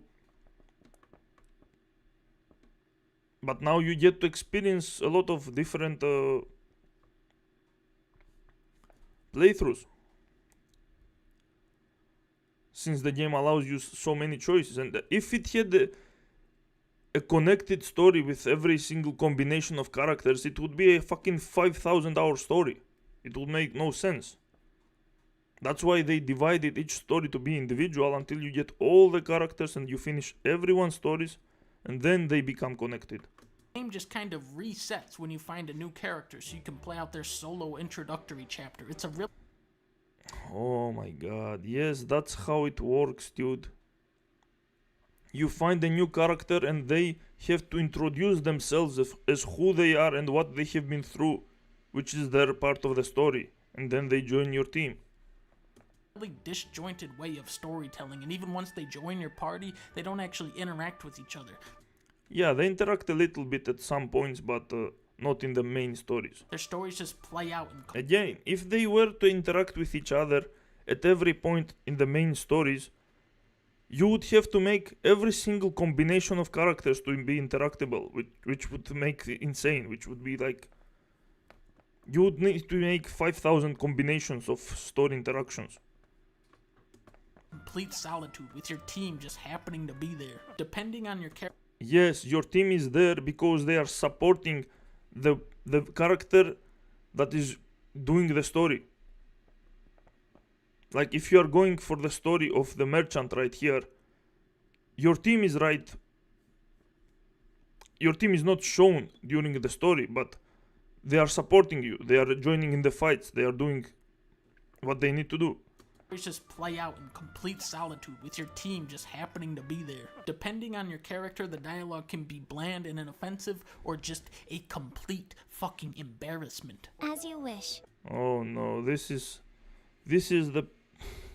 where he actually embarrasses himself, because he's a fucking donkey. Your Excellency. 15 years, Your Excellency. I was but an orphan, Your Excellency. Your Excellency. This kindness of yours will not be your ruin. Your Excellency? I know you are up to the task. Your Excellency, I had a dream. A dream, Your Excellency? Promise me that you will love one another forever. Your Excellency, Shut the fuck up! Bro, what do you mean? That's how they used to talk to fucking... to people of authority back in medieval times. Like, what do you mean? That's standard dialogue. On top of all that, you have my two favorite things in any video game. Random encounters and turn-based combat. So, the encounters are not completely random. Depending on the area or the position of the certain area, there will be higher chance of certain enemies. And turn-based combat is fucking awesome, and anyone that thinks otherwise, they should play chess or they should fuck off. Whoever made random encounters should be kicked into a fucking pit of spice and shot with a bazooka. Why would you show Pokemon, one of the worst turn-based games in existence? You started by showing Final Fantasy VII. If you hate Final Fantasy VII, what the fuck do you like?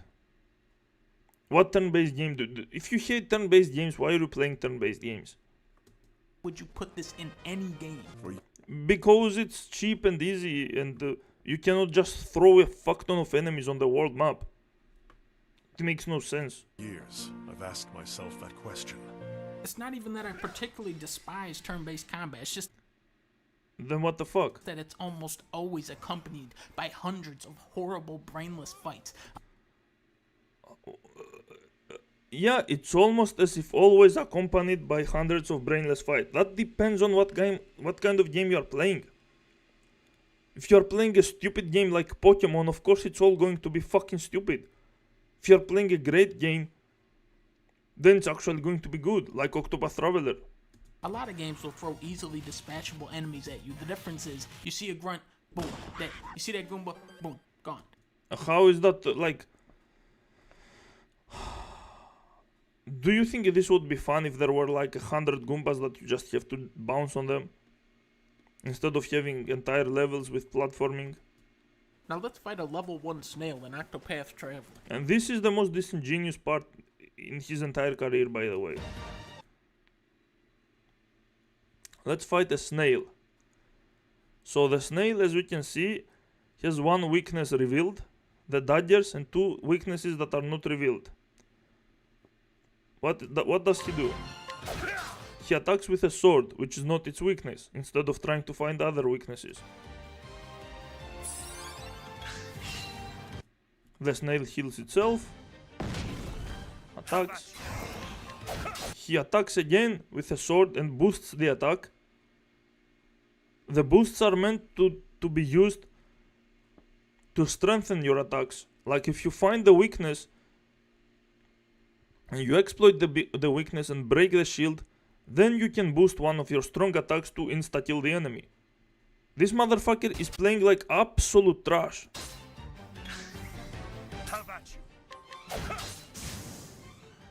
Okay, it was a low level enemy, but... Why the fuck are you 21 level and you only have one character? At level 4 or 5, you are supposed to already meet the second character. At level 7, you meet a third character. At level 9, you meet a fourth character. How the fuck are you 21 level with one? Who the fuck? How is that the game's fault that you are so fucking brain dead you didn't even meet any other characters, even though they are clearly shown where they are on the map? The game is like telling you to go get any other character.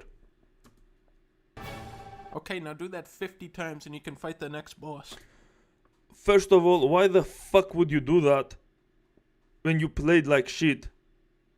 That's not what you were supposed to do in that fight in the first place. Second of all, why the fuck would you do that 50 times when the game has a fuck ton of dungeons and mini bosses and high level areas that you can actually grind properly with your team, not with one character? Like, everything he says might be a fucking point if he was playing Pokemon, but when it comes to Octopath Traveler, everything he says is completely fucking wrong. Like, completely. There are promising elements somewhere in this game. No, there are promising elements everywhere in the game except for the, like, story. The story isn't connected at the beginning, which is the problem, but it's also impossible to connect the story of all these combinations of characters. And that's the only problem with these games. Everything else is perfect. But I don't think it's worth wading through a sea of monotonous grinding to find them. I literally never had to grind a single second in any Octopath Traveler game. And you are not waiting for the good stuff to happen, it happens all the time. Every dungeon is interesting. Many quests are super interesting. The enemies are generally interesting. The bosses are the bosses are the most fun. Some of the most fun in the entire genre. Some of the most epic boss fights in the entire genre. Especially the end game super bosses. You blew it, Reggie. Oh my god. Really? Completely idiotic video. Like, everything he said it was wrong. Every part of criticism was completely wrong. And then you have the idiotic comments like, oh my god, Your Excellency, about like, Octopath Traveler really makes you feel like Your Excellency. Like, They just repeating the exact same retarded jokes that he made. They are incapable of even being original in any fucking way. They never touched that game, and I'm glad they didn't, because we don't want this kind of cancer in the community. Again, Your Excellency. Excellency.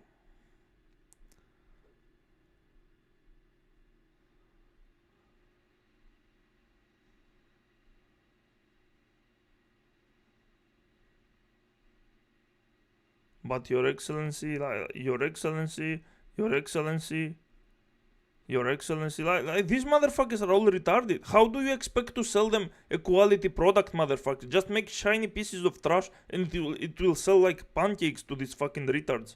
These motherfuckers are all fucking 50 IQ. Do you see any signs of intelligence here? Are you insane? Your Excellency, Psycho Mantis, they're just repeating 10-year-old memes.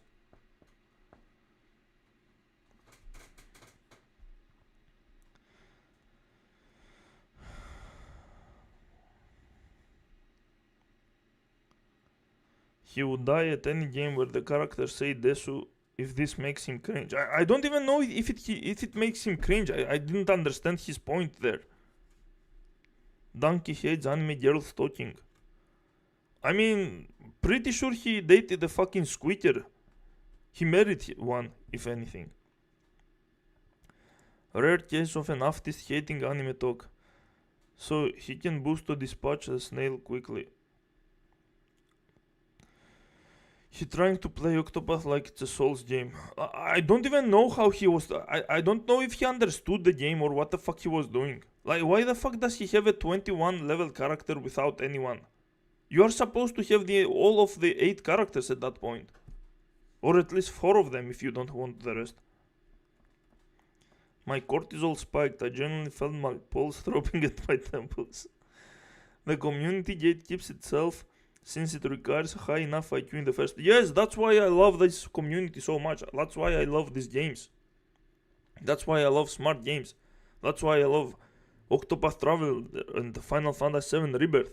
Rebirth filtered so much trash. Like, I'm going to make an entire video. I'm not even joking. Like, do you want to get spoiled? Like, do you guys want to get spoiled a little bit? Just a little bit.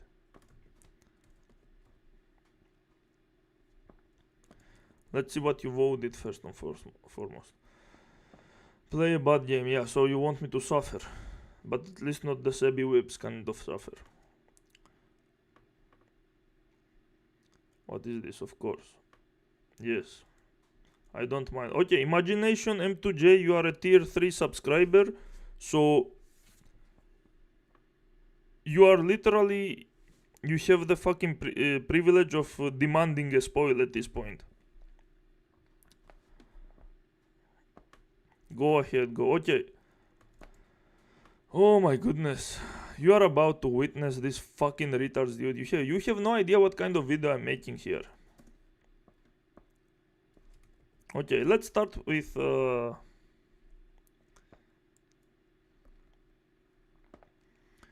Broken Man. Demon Souls review. Look at this fucker. Demon Souls. Not even a TV in there. This is Endless Jess, as you can see, right? Okay. Demon Souls is the bomb. Yeah, I'm bringing back the bomb. It's an old school dungeon crawler style hack and slash RPG that reminds you of the good old days, back when games were challenging and not just up their own asses with ridiculous self-indulgent 40-hour cutscenes. This game is elegant in its simplicity, and even though it has a reputation for being too hard, it is completely fair, it is a rewarding experience, and it is well worth your money. Alright, enough dicking around. You hear what he said, right? Completely fair, with its challenge, with everything. Completely worth your money, your time. Is this video from 2009? Demon Souls is hack and slash. Yeah, he's completely fucking stupid. But maybe he was too young, right? Maybe after growing up he understood that he is fucking insane. Right? Like the time goes since they Endless Jess. they represent people who don't want to They represent the shackles of being faithful to the original 100%. And, you know, look at his fucking gameplay, dude. So you have to alter destiny by defying the time ghost. You know, that's just a story gimmick that does not work at all in game. Like in universe, it makes no sense and totally like ruins the story. It only works when viewed as a meta thing, right? So it's just this totally meta, kind of like the way that I'm talking in a roundabout way and talking in circles and saying a whole lot without really saying anything. Look at his ATB action time bars. They are full and he's just literally mashing. He's mashing air, he's literally just mashing. In order to make my point about how tedious and monotonous and redundant everything in this game is. Tedious and monotonous and redundant while he's playing like an absolute troglodyte. Literally just mashing, nothing else. And padded out everything in this game is by talking in a way that is itself tedious and monotonous and redundant and extremely padded out. You see, you understand why I'm an analytical genius, you understand why I'm a mastermind, you understand why I'm the smartest fucking guy who ever lived, because even my bullshit is fucking somehow makes sense in some weird meta genius way. He's not even using ATB. Yeah, he doesn't give a fuck. He's playing Which like. I'm sure is the same excuse that our good friend Tetsuya Nomura makes when he inserts. And there's time and a place for everything. All right, and the time and a place. These enemies are spinning and attacking all the time, which means you can either hit them at range with your ranged mage character with hits and spells, or you can counter-attack them with your Cloud main character. To go on a stupid, silly, insane rant that makes What does this fucker do? Just keep mashing. no sense and spirals into. Is he worse than Sebi? Yes, his gameplay is actually somehow worse than Sebi, dude. It's insane. Circles are like a fucking stupid thing, like a twisting fucking like a yo-yo when you're fucking walking the dog. You know, you want to do a fucking walking the dog kind of tirade. He sees that his attack fails constantly, every single fucking time, yet he never stops. Like he's playing it like a Souls game. Just keep mashing your head to a wall until something breaks. You gotta do it when you're playing a game, not when you're making a game. Because if you do it when you're making the game, you end and then I'm losing my fucking marbles and I'm losing everything in between, you understand?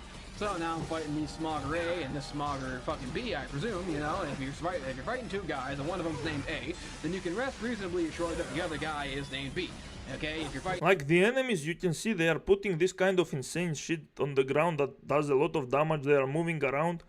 Is he going to use ATB to play strategically? No. Two identical guys, and one of them is named A, and the other guy is Rush named is on these something. You don't fucking see his name things. yet. You can reasonably assume. You see exactly, just exactly what I thought.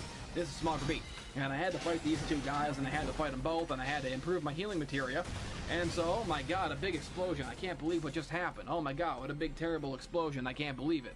And now I gotta go fucking air it, and oh god, I forgot. She doesn't have her fucking prayer materia, because I switched it off and gave it to Barrett in the last thing I fucking did, so where's Barrett at? Okay.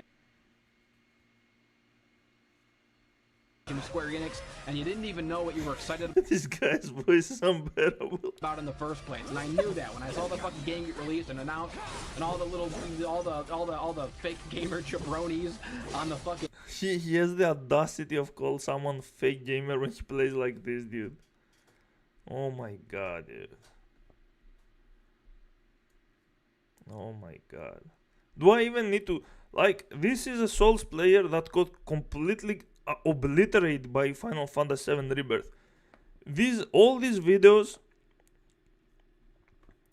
are about people who got fucking butt raped by Final Fantasy VII Rebirth and they happen to be Soul Stars. So I'm going to draw a conclusion that these fuckers are so retarded they cannot play a fucking game. Like completely filtered. And they are all Soul Stars. That's what this video is all about. And this is their videos. This is proof that they are actual Soul Stars. They have never knows best.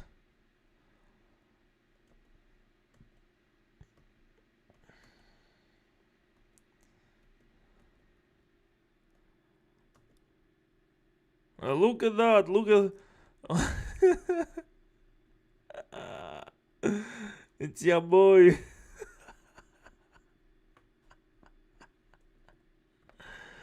Oh my goodness.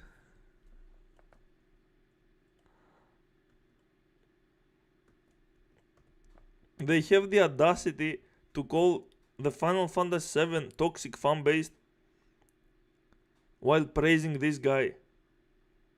Like, imagine the amount of retardation.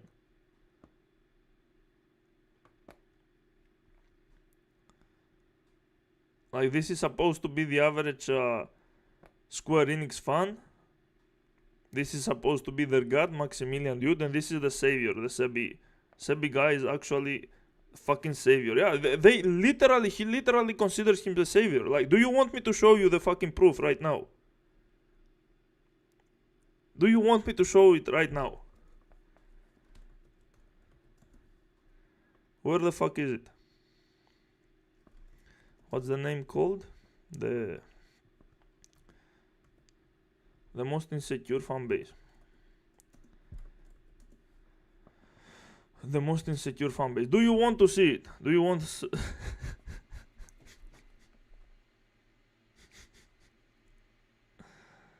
save it?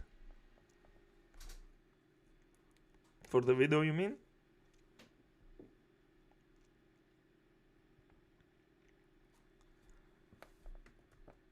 I can save it for the video so you can see the entire video in all of its glory.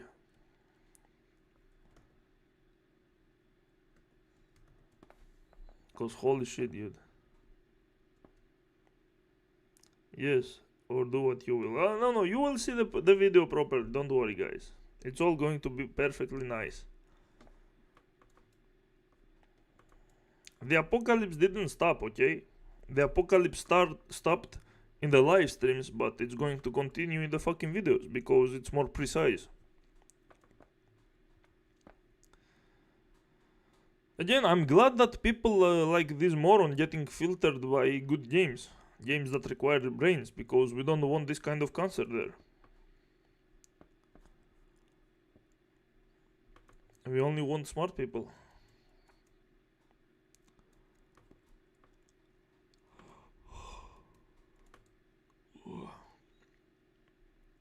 Do you guys wanna see a trailer? You guys voted for me to play a fucking cancerous game. Okay, next stream maybe I will, but you need to tell me what kind of game you want me to. Like, do you want...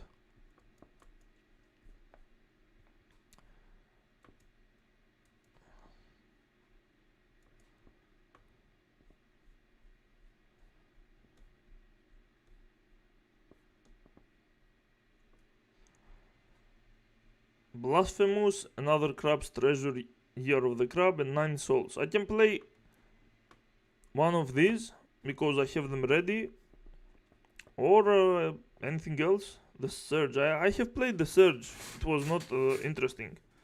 I cannot play Kazan yet because it will push my PC too hard. The apocalypse stopped because Seb is safe.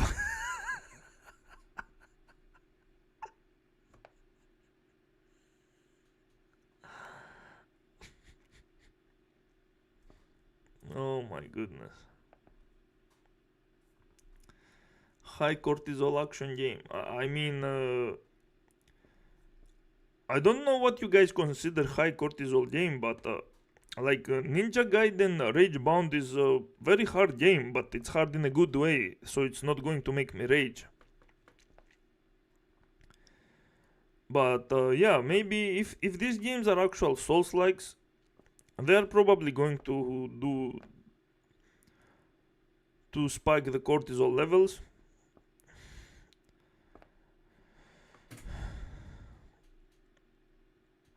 The Surge, I have already played The Surge. I'm not going to replay that fucking shitty game.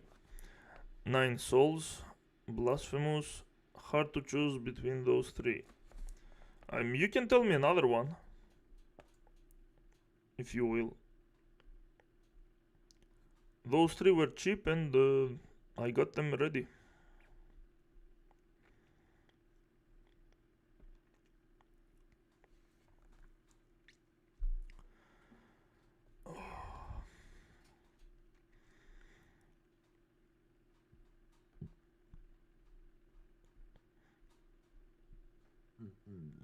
Dark I already finished the entirety of Dark Souls, dude. Just throw a poll ATP. Okay.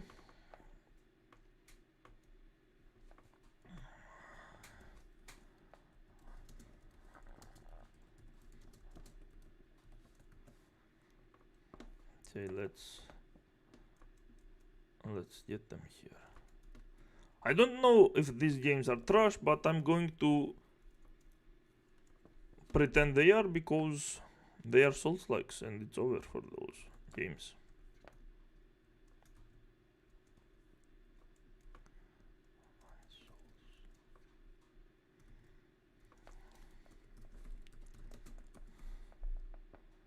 What happened? Yeah, okay, dude. There you go.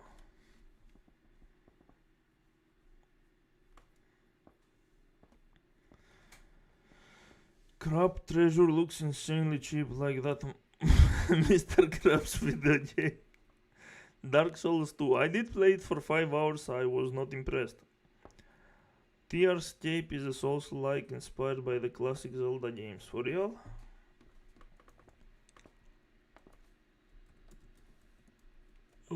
Let's see. It says city building card game, dude. What do you mean it's a Souls-like?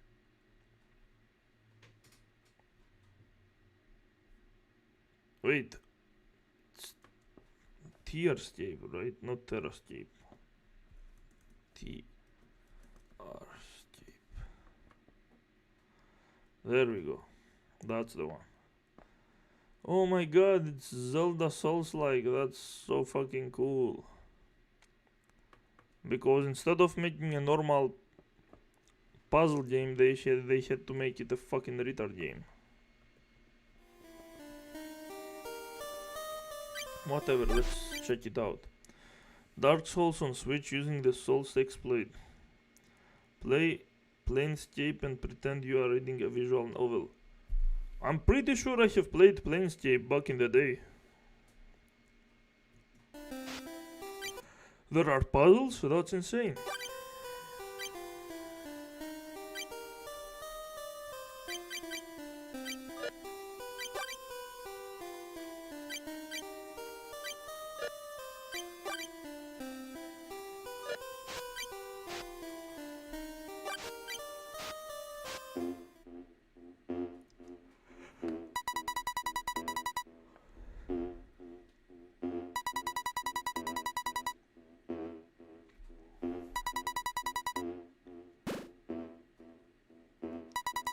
Oh, you're like the hunter from Bloodborne. It's a Metroidvania, really. Oh, how much does it cost?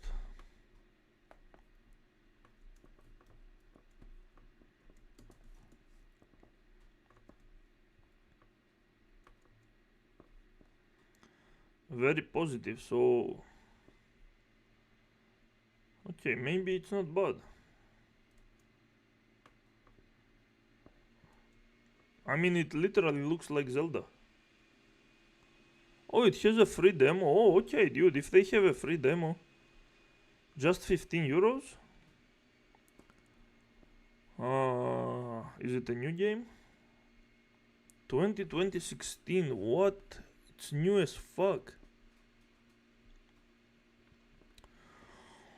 I mean, we can literally play the demo. We'll see.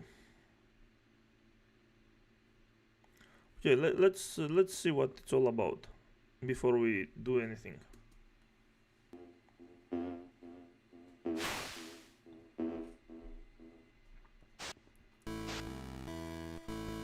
If it's a decently huge game, maybe it's worth it, but if it's a very small game, I'm not okay with giving 15 euros. I mean, the fact that they give you a demo is actually pretty good. I wish all games did that.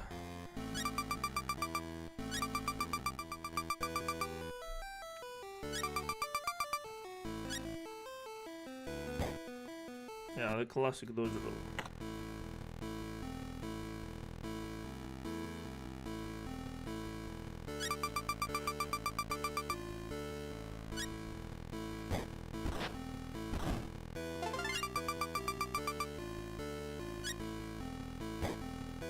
Yeah, and then you go back to the path. Okay. This is typical.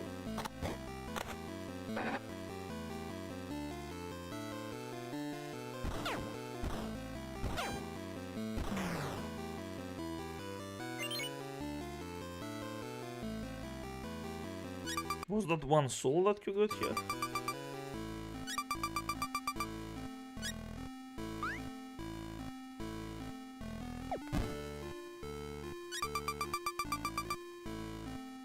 There is a map, nice. Yeah, it does. The map does look like a Metroidvania. Okay, maybe this is good. I don't know. Let's. Whoa.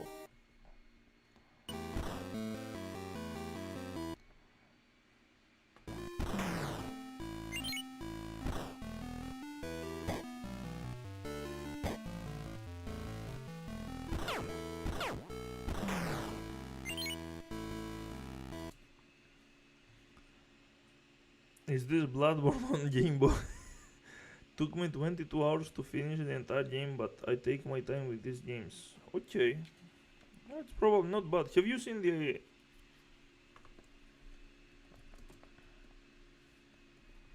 Have you seen this one?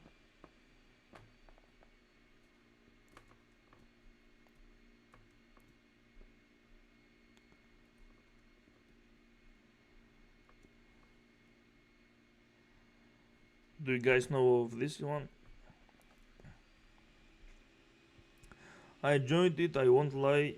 You get the gun like midway.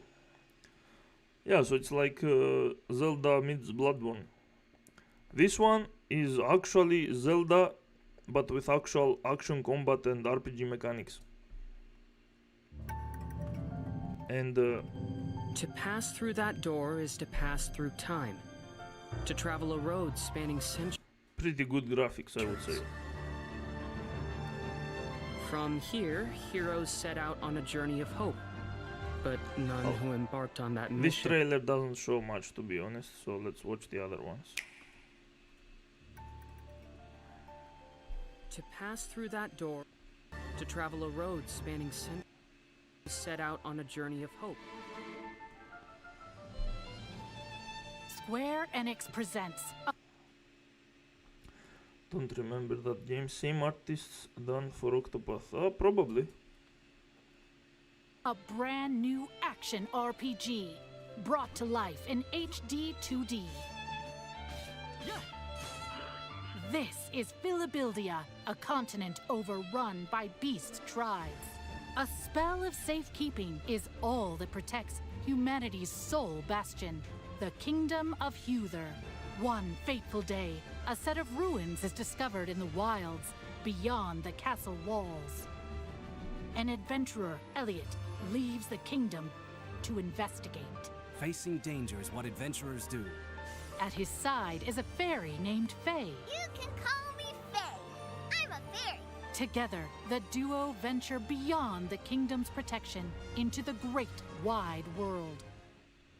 During your journey, you'll come face to face with all sorts of foes. In battle, study your opponent's moves carefully and find opportunities to strike. Fight with swords for quick and well-balanced strikes. Bows and arrows to target enemies from afar. Chains and sickles to swing and pull enemies closer, and more.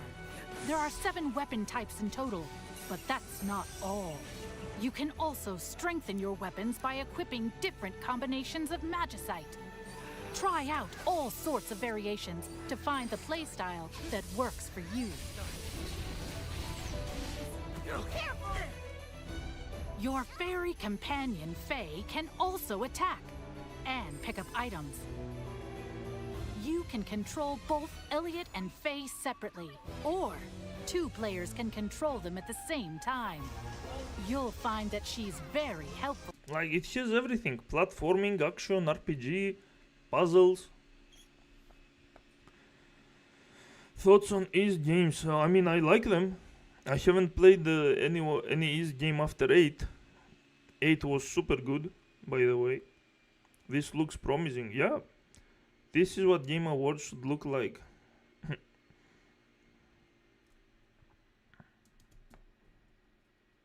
your adventure. When did this game come out? Join Elliot and Faye on a grand journey that, unknown to them, will span 1,000 years. I think we'll see it then. The Adventures of Elliot, the Millennium Tales, launches on Nintendo Switch 2 next year. After today's presentation, a debut demo will be available, and there will be an upcoming survey to gather player feedback. Yeah. There is a demo, by the way. You can play the demo. Is 9 is worth the time and 10 is a step back. Really?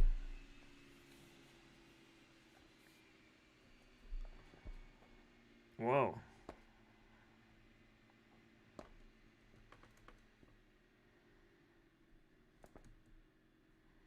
Yeah, I think we did see everything we need to see.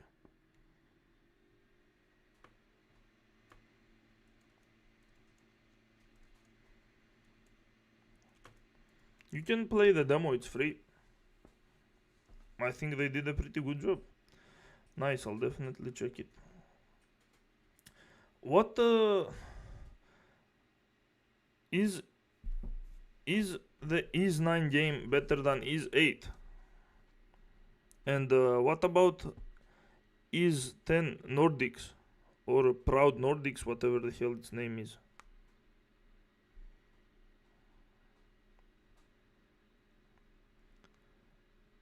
Did you check it out? Do you know the differences? Because I will definitely get them at some time, but I think I should prioritize the ones that I showed you in my posts.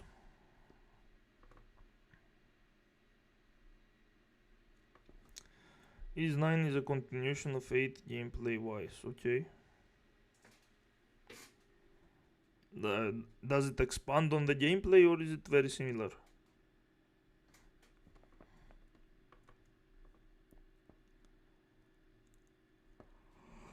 Let's see the poll. Is 10 is less nervous and more junk. Oh. Well, that's weird. Haven't played Proud Nordics. I think it's a DLC that also fixes problem or something. Fixes some of the problems. I don't know. I think it fixes some of the junk. 9 expands on the gameplay. Okay, that's great. I already liked the gameplay in 8, so expanding on it is already pretty good. Another Crab's Treasure. Oh, you guys like that one? Something else. Okay.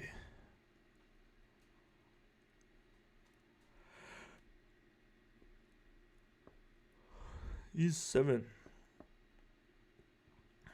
I think the entire Is franchise is pretty good. Like, I remember playing the first games. They were fun.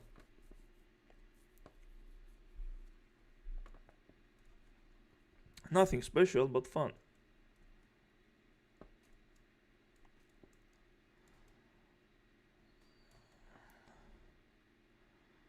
Is 7 was sweet.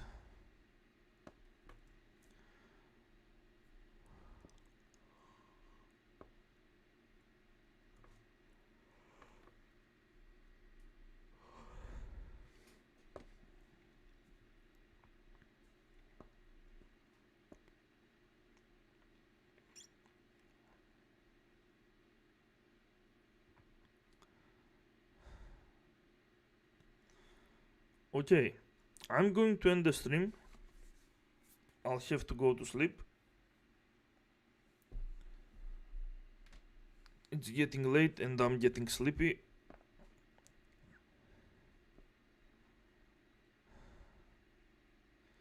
They are planning to release Cell Set again. Yeah, I heard about that.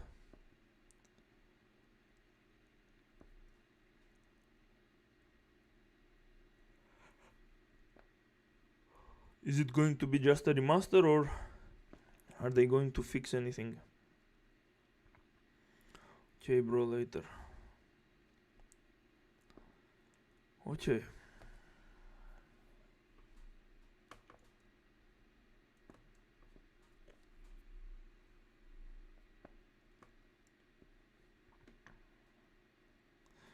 Good night. Yeah, good night, guys. See you the next time. I'll probably make a community post. Probably. Until the next time.